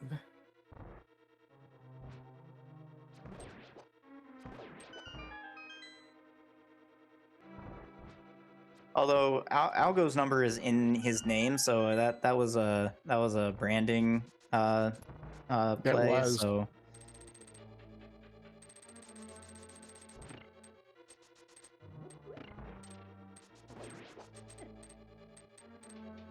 wait, I thought Josh already cleared Skullwoods. So I think what happened with Josh early on is he dipped into Skullwoods. He might have checked one of the chests, like the one on the right, and then that's when he like left for some reason and then died in the overworld. And I was kind of wondering if he had done all of this at all. So he completely missed doing the whole front. So it's actually kind of amazing that he went right back to do Moth the other time coming in here and got those mitts pretty quick. Okay, I thought that heart container was in the first chest, so that's why I thought he was dodging Skullwoods for so long. Yeah, no, I knew it was in Because it was Pinball Room, only but I one couldn't item. remember. Yeah, I couldn't remember if he had gotten there and if I missed him going there before he died in the overworld, but unfortunately, he did not get through all those. Moogle Mod doing the half heart yeah. strats. Yeah, Moogle Mod also opening his start menu to make sure that fairy in a bottle is still there. Yeah. I knew he had one from before, but I wasn't sure whether he ditched it for a potion or not. But yeah, confirming with that start menu that he does indeed have a fairy in a bottle. Yeah.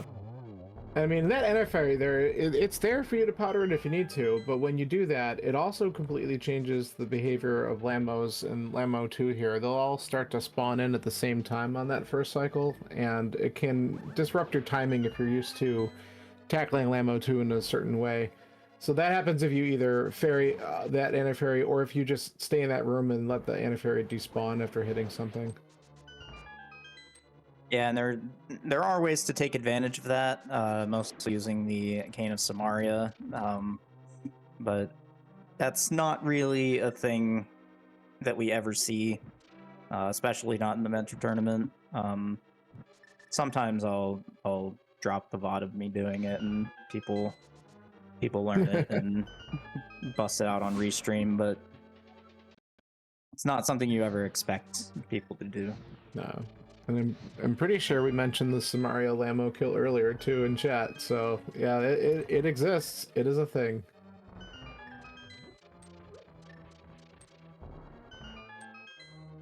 So grab some extra life there. Great.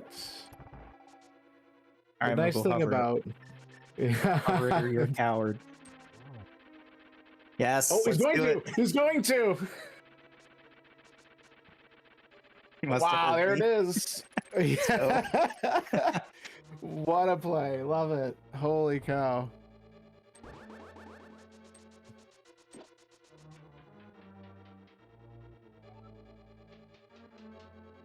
He's just showing off for the restream now.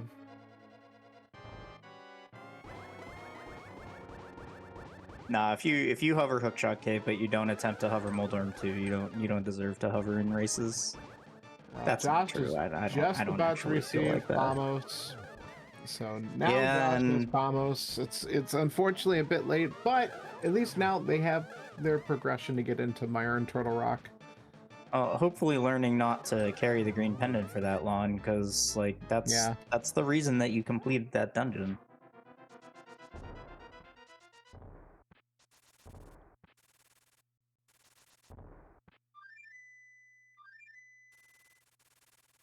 And yeah, to be clear to the people who may have joined late, I know Moogle fairly well, so I'm just giving him some guff. Yeah, Panda, that could be the case. Forgetting that you had the pendant there. That was, but they unfortunately they've had it for quite some time because that was the Hera Moldworm kill. So, but yeah, it can, that's why the suggestion that Sean's been saying, it's like if you get that green pendant, don't wait to turn it in. Just get it done, because then it's one of those checks where, especially in Josh's case, he already had gone and done Eastern and basically gotten all the items out of pod, and really just wasn't going to get back there at any point unless he purposely just went to turn in the pendant. And unfortunately, that ended up being the answer that he needed.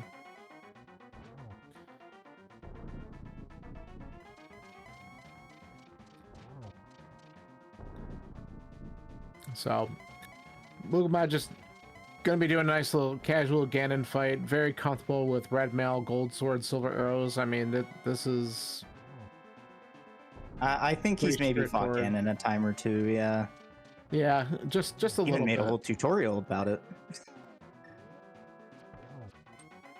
Although it's not the silver arrow fight. No. Kind of bad warps for the silver's fight, but finally he's getting it done. done with that last double. Get your GGs in chat for Moogle, who will cross the bridge first today.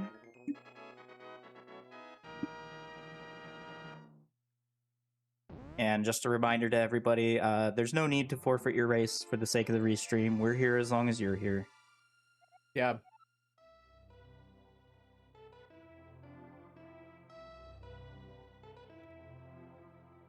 So big GGs.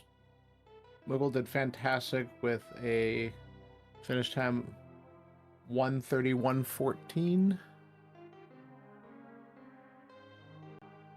Scroll your credits. Read rules.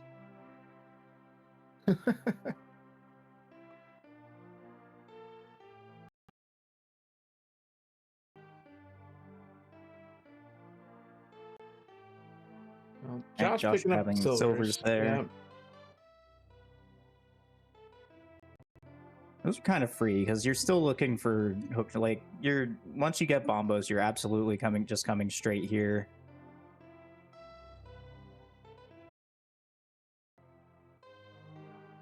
And you're still looking for hook shot. So, and we are not. I heard him join and then he dropped. I heard it too. I guess he's trolling us. And we are joined actually this time by our first place finisher, Mugelmon. GG. GG's. And now he's out again. Okay. Maybe he's having some microsound difficulties. We'll let him get that sorted out. Do we What's have up, a guys? Mugelmon? Okay. There he is. GG's. Thank you. Wow, that was insane. So yeah. Did you make the executive decision to clear Pendant Moth? I'm surprised Coin would tell you to do something like that. I had a feeling you were going to ask me about that. So we were reading the map wrong and thought it was Green Pendant Moth. Okay, that so makes we were sense. planning on comboing that with Ped Check. Because that is a happy little accident. It was because we did get Ped access after Thieves Town, and we're like, oh no, we do have to check this really soon, and we ended up getting books. So yeah, so that was the game plan there, and we were gonna combo that with Saha into Pod, and it ended up being Green Pendant Hera, but it was insanely lucky that we made that particular mistake. I mean, you ended up getting mitts very early compared to Josh. Josh had dipped into Skull Woods, had like opened up one chest left and took an unfortunate death, and just unfortunately didn't get back there for quite some time. And obviously, getting those mitts really just kind of opened up the eventual progression and getting up on the mountain, getting the green pendant from Hera to get Bamos. Like those were the two really big key plays, because your opponent was a little bit behind on getting both of those items, and once you had those in your hand, it just kind of all fell together.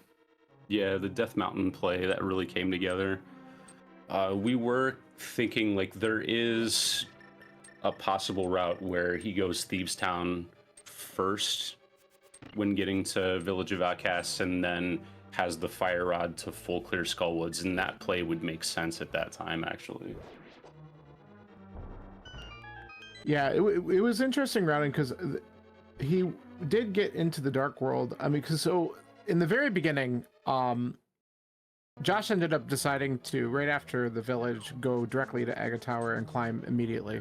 And you were like, you just did those southern checks, got Samaria, and more or less were like right behind him. So it ended up kind of being a watch with that. Actually, Samaria and Flippers. And then, so he was just slightly ahead of you getting that hammer, but not by much. And then when he went into the Dark World, that's when he ended up clearing out the village, getting the bow, but then didn't end up going into Thieves Town, and then went up into the Skull Woods place. So he was a little bit later getting back to that dungeon. So you ended up kind of catching up a little bit, cleaning up some of that stuff, and you were definitely first to the Fire Rod, so that led you back to getting those mitts a little bit quicker. Yeah, we were thinking Flippers could potentially be an issue for them to get to. When did they end up getting over there? Not too long after the climb, because they got the hammer, and then unfortunately ended up going and eventually doing basically almost a full clear of pod, and didn't get anything out of there. So avoiding that was a nice time save for you, because I mean, Pendant Pod often can just have something in there, so we didn't think it was a bad play at all. But unfortunately, in this seed, it just ended up having just trash. Yeah, and we fortunately had already been to the mountain and got the item we needed from Saha Turn-In. So like, we're out of here. We're going to Mire at this point. So being able to avoid pod was pretty huge. Yeah, I agree. Yeah, we made a dumb mistake that paid off hugely. It's basically it. Sometimes that's how rando works. I mean, it obviously worked very well in your favor to have those mitts drop, and then the surprise, oh wait, that's not green. But we should also talk a little bit about the hovering, because I hope you do watch back the restream at one point. Sean absolutely 100% called you out and said if you don't hover at Multiworm 2 that you were a coward, and then you went for the hover, and we were just so happy. I really need to see the commentary about like, why are they doing Blue Pendant Moth? What is going on here? Like, that's your priority right now? I don't think I noticed until you were already in the moth fight, but we did kind of discuss like what does this being a pendant mean, and like do we just get one item in bail or something like that. But yeah, I didn't notice you were in the moth fight until Moth was already dead, because you did like a 2 spike fight or something like that. Yeah. And then I saw the mist drop, and I'm like, oh, it's one of those kind of seeds. Yeah, I mean, the reality is you get the Fire Rod right out of Thieves Town, and it's like, okay, well, if I'm gonna put this to use right away, it's quick enough to go up and just kill Moth and see if and see what drops up there. And oh yeah, man, that's not the worst play, because you're doing the front of Skull anyway. Yeah, so it worked out great. But, and yeah, if you do end up watching this back, you can mute it for right before the Trinex fight, because there was definitely not any commentator cursing going on. Totally. Yeah, I'm kind of excited to watch this one back because yeah, I've been a randomizer viewer for many years, and this is the first restreamed event that I've ever participated in myself. So Yeah, how That's are you? awesome. Or can you do you like appreciate the differences between like casual play like you used to do and like the differences between that and racing now? it's so different seeing how these guys operate at a high level. Like, the amount of decision making that they're able to kind of infer from the smallest context clues. Yeah, and Like Coin it's did a review of a seed that I played last night, and he was like, "Okay, so you got Titan's mitts from a 6 key lock pod, so that means your fire rod has to be one of these two locations that are remaining. Did you pick that up? Probably not, because you know I don't know what 6 key lock pod means. I still have to learn all of these small details." Yeah, the yeah, and key it's logic in some of the dungeons is like it's a lot sometimes to get into your head, but the more that you're playing, the more some of that will make sense, and yeah, you can definitely infer a lot of different things and know like, okay, my progression can't be here because of this, or so the things along those lines, and sometimes can help you make some good decisions with it. And I think a lot of us, we're still all learning little things here and there. it's a lot different than like a speed run where you know what's going to happen every step of the way, and like like you don't have to usually reroute a speed run on the fly, right? But for rando, you're just constantly doing that. It's been really fun getting to peek into how they think about the game at a high level. It's so much different from speedrunning.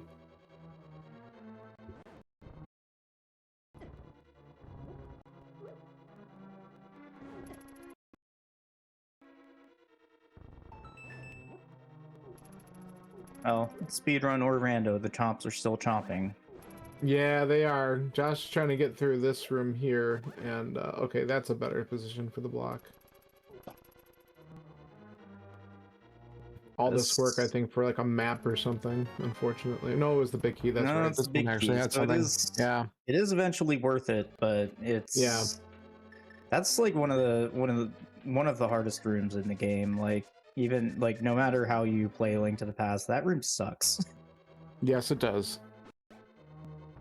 Chomps are gonna chomp every time. They're the worst. But yeah, Josh is just a handful of checks away from getting into go mode and picking up that hook shot in Crystal Roller Room.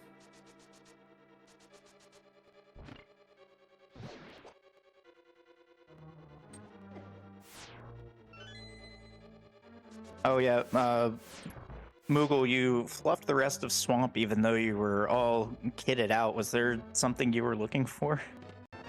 I was kind of just memeing at that point. I was like, well, what if I pull half magic or powder? Well, just go to GT. It's all there, apparently.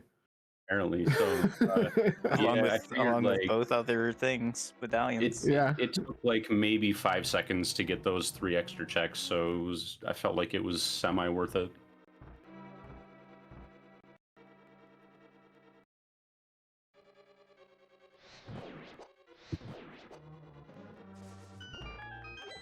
Yeah, chat just brought it up at the time, and I didn't know the answer. So there, you have the answer. It's because I'm a Yep. noob. Okay.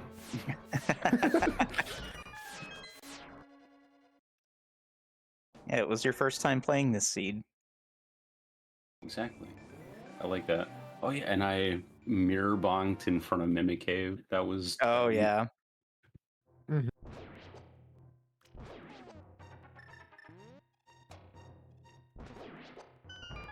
Yeah. Like, yeah. Since Josh did the same thing here, I'll repeat that. If you go in and you open the Turtle Rock big chest, it's only like maybe 6 or 7 seconds slower than doing Mimic Cave first. But if your hookshot is in the big chest, you get to skip the 50 or so second Mimic Cave bit. yeah, that's interesting for sure. The only really execution mistake I think I made was we accidentally abandoned Agina, and Coin must have told me like 3 times, okay, we're gonna do desert into Agina, and I just hit the save and quit and was like, okay, well, if Agina is flute, we're never coming back here. So No, about fortunately, one- we didn't get punished for that mistake.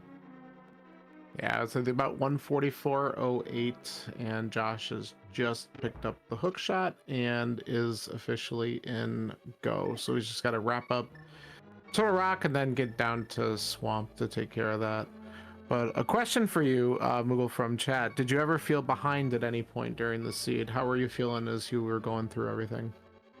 I'd say we were feeling pretty good about our routing through the first trip through Skullwoods, and then once we were like, okay, we got to go back and do PED. We're gonna clear this. Once we pulled mitts, we're like, okay, I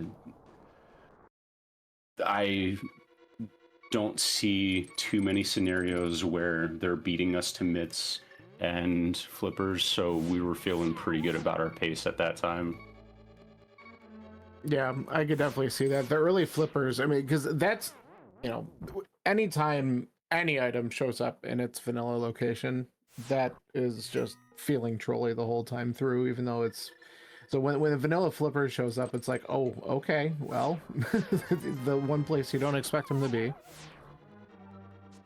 And then, yeah, anytime something shows up on the boss of a pendant dungeon, that can either be, you get it early, it feels great. You get it late, it just feels bad. I don't really have a good sense of how valuable the flippers were because I'm so new at this, but Coin was very excited. Yeah, I mean, so- really off the location too, right? But Yeah, it's more because they were required and they're in kind of a painful location. So like the reason that Coin would have been excited for something like that would be like because a lot of people are going to miss that for a long time, and now you don't have to worry about hunting for it. Yeah.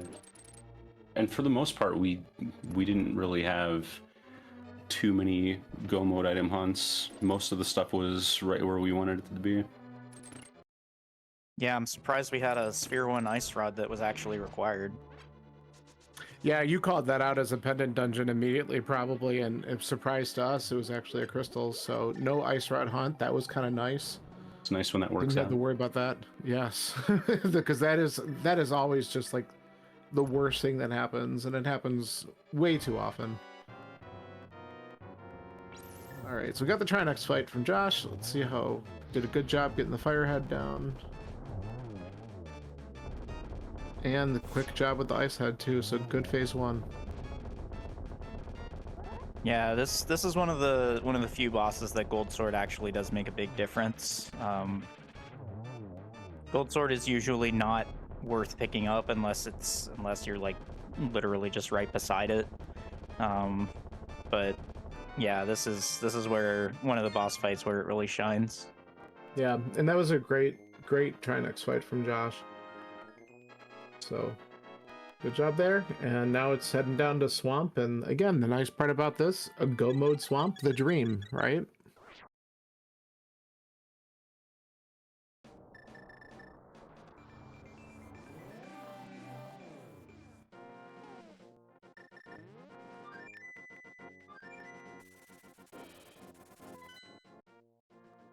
Yeah, we definitely had a couple instances too where it was like, okay, I probably should have exited Hookshot Cave and then mirror before the save and quit so I don't have to mirror at Pyramid and then save and quit again. No matter how often I'll play this, the first couple times I save and quit after having mirror and killing Aga 1, show up at the Pyramid, go, oh, yeah, and it's one of those, because it's just, you know, on the rare Aga 1 seed, well, not too rare, but when they'll show up, and then when you actually get an early mirror, I just sometimes will forget about that. So yeah, that's just going to be a common changes thing. that are not fully ingrained yet. Yeah.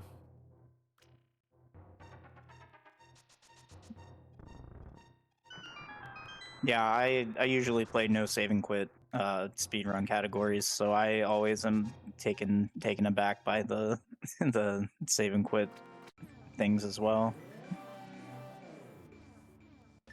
Because like in rando, you have like once you reach the end of what you're doing, you just save and quit and you start doing something else. That's pretty much like how we're taught from day one. And you know, with AGA 1, you actually have to put a little bit of thought into it, but I don't have that many brain cells.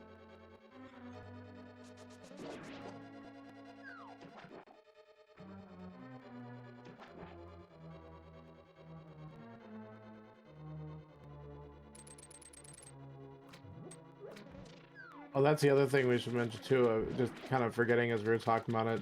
Josh did come in here and do Swamp early on. Probably feeling a little bit behind with some of the item locations, and was hoping for a vanilla or French vanilla hook. And then, you know, obviously we knew that wasn't going to end up being the answer at that point, but so that's why Yeah, with we were coming in. Some stuff is already flooded out. yeah, with dodging bits for that long, I think it was just like a desperation dive. Yeah.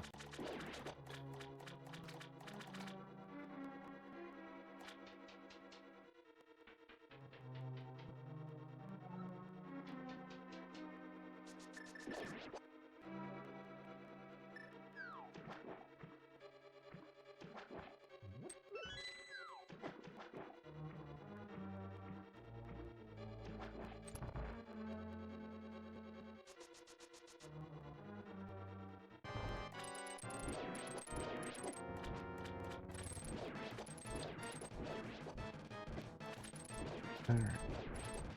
So Josh on the Argus kill, get that done, and then it'll be time to get to GT, and we'll see. He'll save a little bit of time in GT if he ends up doing a full left. So we'll see what he does. Yeah, the fastest route isn't really a popular one, but we'll see. I know I've seen a lot of people do, or I've seen people do a full like a rando room and mirror out type thing before, but Yeah. I wouldn't think that anyone would do that as the default. Not that there's anything wrong with it, it's just not popular. Oops. Got pushed into the door. Yeah, I think he was trying to dodge an Octorok Rock and forgot Yeah. that he was right up against the door transition.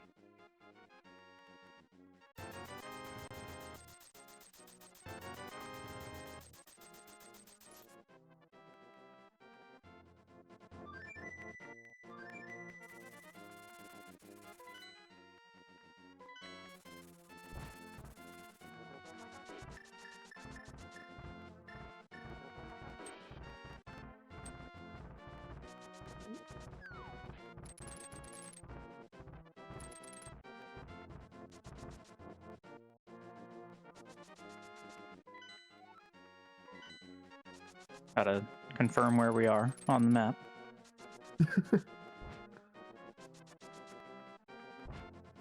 Actually know someone that like completely took his controller apart and like popped the X button out so he doesn't accidentally map anymore.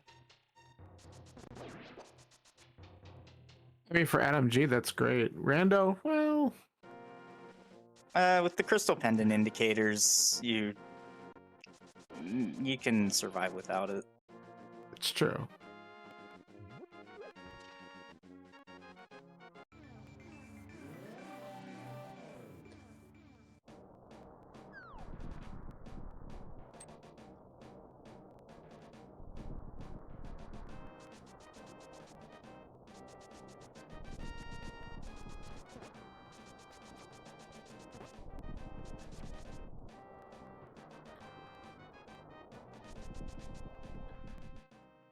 All right. 153's entry for GT.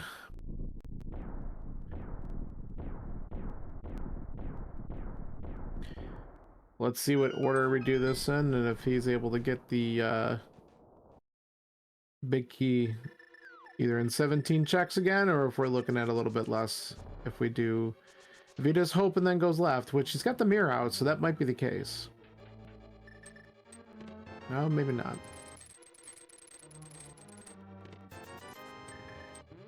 Okay.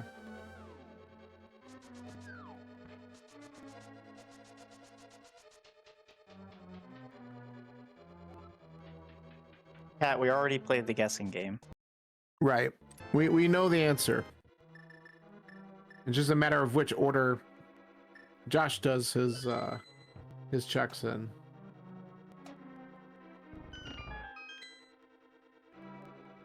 You missed the first one? Missed Fair it. enough. Skill issue.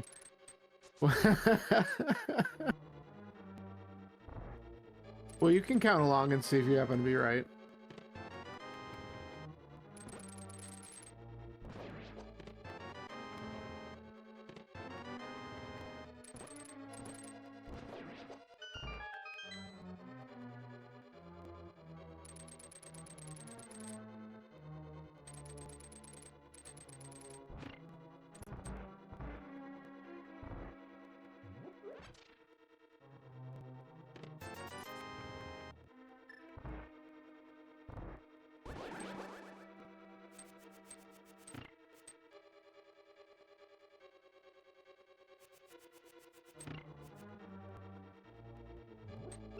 Let's see what we got. Okay, just keep on going. So all we're trying to do, we're gonna get the half magic from the check here, so that'll be a nice little. I'm sure that Josh will be happy to see that. Just a little bit of reassurance with the climb and Ganon. But the important part's gonna be right over here.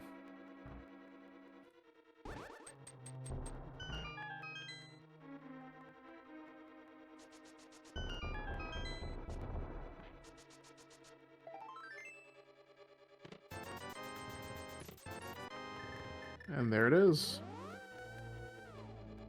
Yeah, and just a general reminder that once you get that big key, maybe check your small keys. Make sure you have at least one. Yeah, because you can always get one upstairs from the mini Helmas, and if you climb with 0, you are taking a horrible risk, because you might be okay if you get lucky that a key's upstairs, but that is not a guarantee. And there's nothing worse than getting up there and finding out you are a key short from getting to Moldworm 2, and then having to come back down.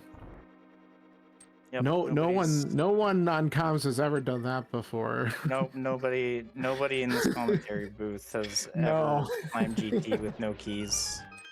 No, never.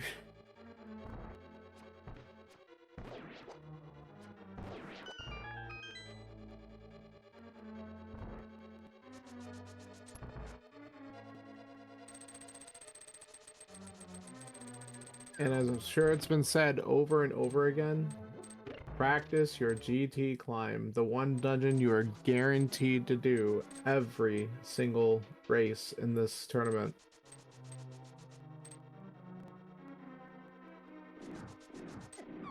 Yeah, and don't slouch on Castle Tower either. Like you never hope Yeah. to want to have to do it, but like you still need to know how to do it fast, just in case you do.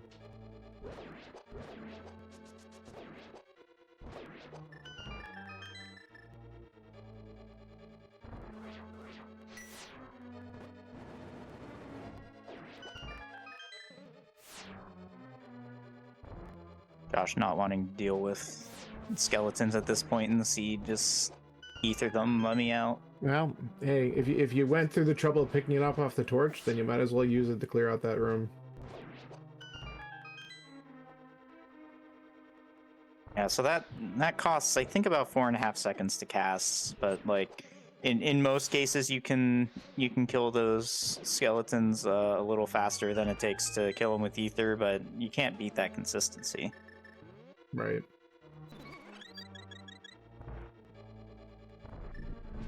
Both of our runners end up using the anti-fairy right before Lamo.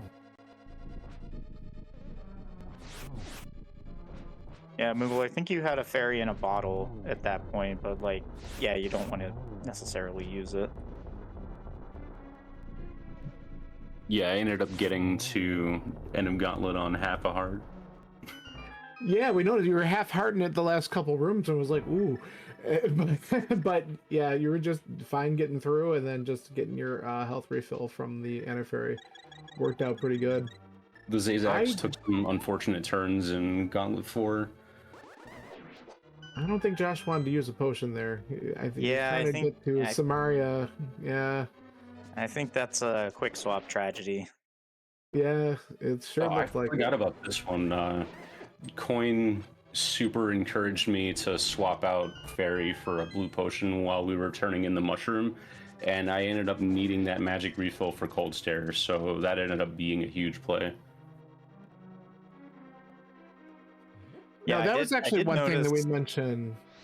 Yeah, go ahead, Yeah, Sean. 'Cause- I did notice at the time that you did not have Bombos and you were like super duper low on magic. I thought you were gonna maybe whip out some Samaria refill strats, but then I remembered you had gone to the potion shop and replaced that fairy. So the only thing that I mentioned at the time was like you probably should have pumped the 3 shots that you already had into Cold Stare and then used the potion. But I guess with Cold Sword it really didn't matter. Yeah. And I wasn't sure if you had enough to get the 4th shot off where you could have used the sword beams to also knock the shell down. Because you might have been just short of the half indicator on it. I wasn't sure. Yeah, I think it would have been short of the half, and I'm not super solid on my sword beam strats. I didn't run a lot Fair of enough. Hondo. Yeah, fair enough. It's a really, you know, once you get the rhythm down for that, it's a nice way if you're in a spot where if you didn't have that potion, you had just enough for 4 shots, you might be able to get the shell off still. But yeah, it worked out. If you really want some swag, you can, instead of sword beams, you can use arrows. Oh, that's Okay. true. Or I guess that's a low percent thing, but I also didn't run much low percent. I don't understand these guys that are getting like their 124 on low percent. That's kind of insane. That is absolutely insane. Yeah. Mini Helmets are coming back to torture Josh here. Come on. Alright. Now he's got a clear path.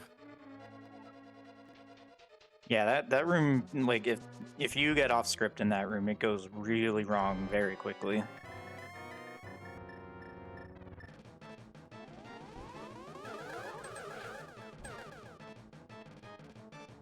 Yeah, we were saying the seed certainly gifted you guys the combat early. I mean, you guys had Tempered Sword pretty quickly in the seed. Which was certainly nice, knowing that you're going to have to do... What? You had it before you had to do the low heart Aga climb. Yeah, that was one consideration too. We were feeling like Josh probably wasn't trying to rush Thieves Town because we had 5 hearts at that point. The seed was kind of stingy on health up front. It really was, yeah.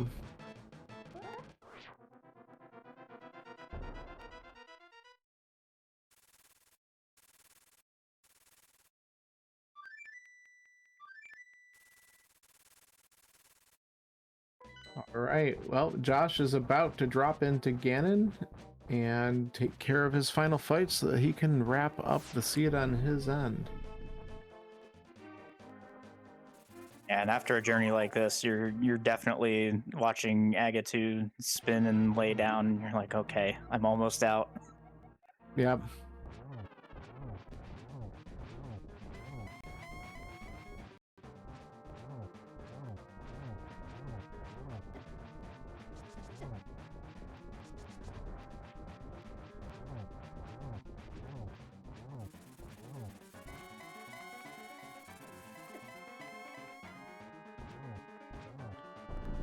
Got him on phase 3 pretty quick.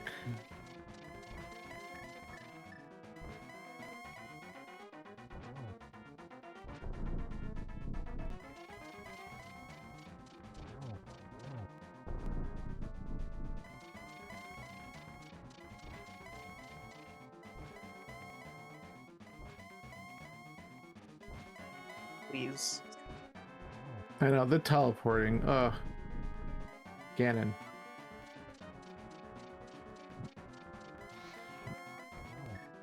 Ooh, nice. Got the torch glitch with Yeah, Fire that was- Rod. That was a Yeah, really that's nice pretty- setup. Unfortunately, the hug knocked him off the position for the double. Yeah. But nice little swag there at the end. Should get it here. There it is. All right, let's get our GGs in the chat for Josh the Canuck.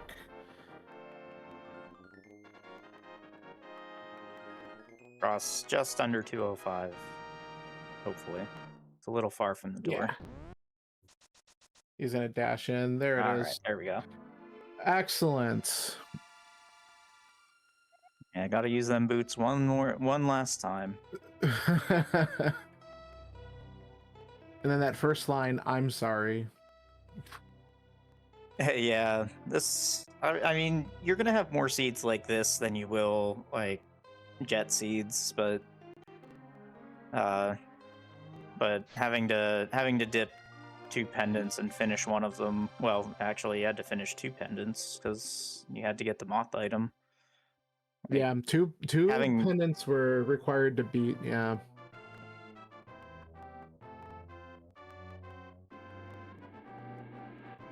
Yeah, you never love a seed like this because it's like, okay, whatever, just kind of finish it out. We are joined by Josh the Canuck. GG. GG's. GG's. Good job, Moogle. So yeah, you were in Skullwoods. You didn't have the fire rod at the time, but what was the plan before you hugged the Ropa? We were actually gonna drop left side. I just turned right out of the room, like out of the entrance instead of left, and we're gonna just try and clear the front and then see what happened. Any interest in doing thieves? We were talking about it, but 3 Hearts Green Mail wasn't necessarily something I wanted to kind of deal with. Yeah, I mean Yeah, on the that's- second, we were talking the about second that. time around, where you had Oh. like 6 or 7. It came up a couple times here and there, but we kind of just were kind of elsewhere throughout most of the seed, apparently. Yeah, you know, deaths are never great, but I like the way that you attempted to recover from them. So like dying in Skullwoods, sure, that just gets shifted down to later. We'll do South Shore and Hype Cave and all that stuff. Yeah, I like we were even like I was even like I'm gonna try Hera Basement. I mean, I know I'm behind. So I was like, Hera Basement, there's no way Moogle did Hera Basement. Let's go Hera Basement and cross our fingers. Yeah, same with Hook with that- Swamp later on, and it made sense like in the position that you were in. Yeah, we were the logic wasn't clicking for me this seed. And it was I don't know, I felt that was like it was just a cursed all around. Like dying in Escape was just Yeah, that first death, we were like, it's because you're being at half a heart and you're being cautious with it, but then unfortunately, just the way that the soldier got knocked off of their spin, came right back and poked you. It was just like, oh no. Yeah, that was tough.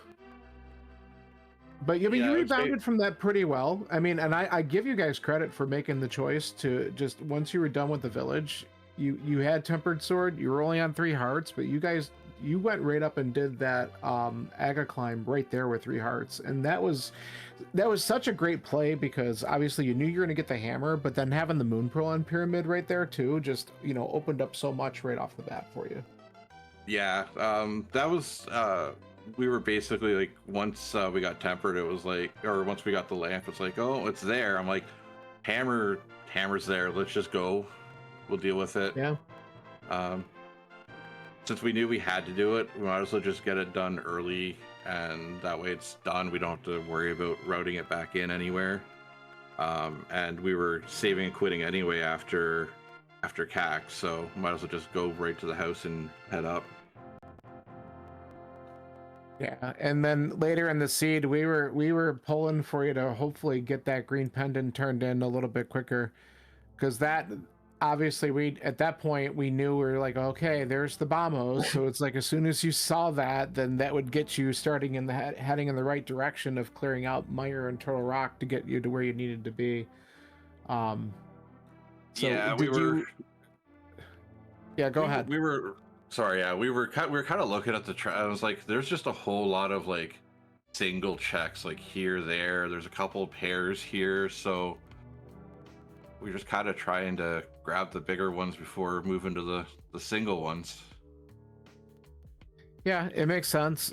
Focusing on the density and stuff like that. I mean, that's one of the things that we kept on talking about. And Sean will say it all the time. It's like, if you're gonna get the green pendant, get that routed in, because it's not always going to be something, but then it's just done, right? And in this seed, obviously that would have been huge, but that's not always going to be the case.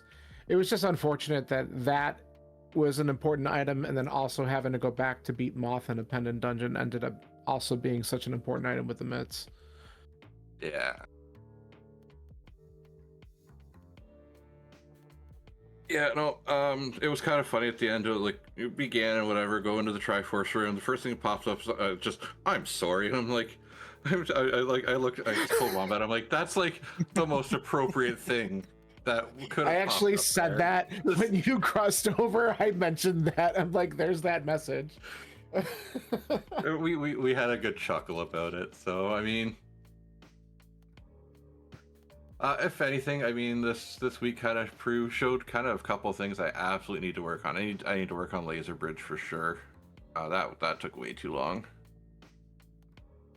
Yeah, you made it there with very little magic. Do you know about the magic refill in the Dark Maze? Yeah, it's off to once you hit the switch, kind of go back around to the right. Yeah. I was surprised you didn't stop for it, because you were pretty low on magic there. I think my thinking at that point was because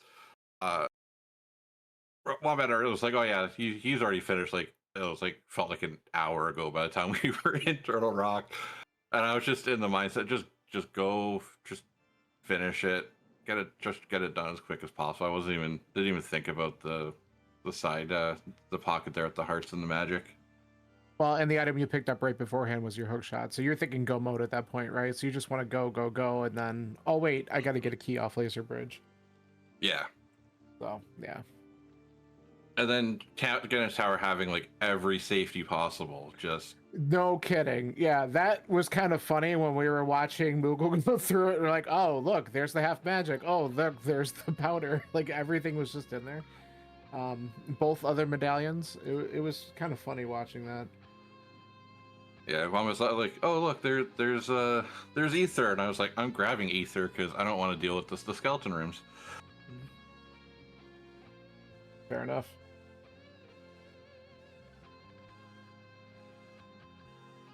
All right.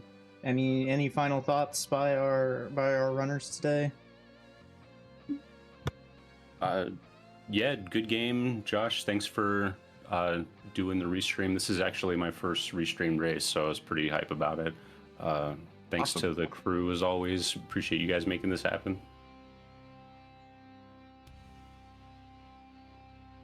Yeah, Right, thanks for sticking around, watching me bonk everywhere. And once again, give our runners a follow and their mentors as well. Thank you everybody on the team here for putting this restream together. Emok is well, the Twitch my Twitch link is not correct in the thing, but that's fine. Oh. But follow Emok and our tracker Whiskey Bill. And our restreamer Phoenix. Thank you to everybody. And if you want to maybe learn how to play some Link to the Past randomizer, go ahead and join the Go Mode Podcast Discord, and there are a bunch of great resources there, so you can learn how to do what you just saw these two do. And if you enjoy coming on here watching some of these races, we have 2 more coming up today at 4 o'clock Eastern time today. We have Bradlock versus Bobsled. And then for our later night crew, 10 o'clock Eastern, we have Green Cola versus Hideout Gaming. So both of these will again be casual boots start. Should be a lot of fun. So pop back in and check these out and root on our runners. And with that, I gotta go do a race myself. So I hope everybody has a wonderful day. Yep. Thank you everyone for joining in. And again, GG's runners. Thank you for putting on a great show. GG's guys, have a great day.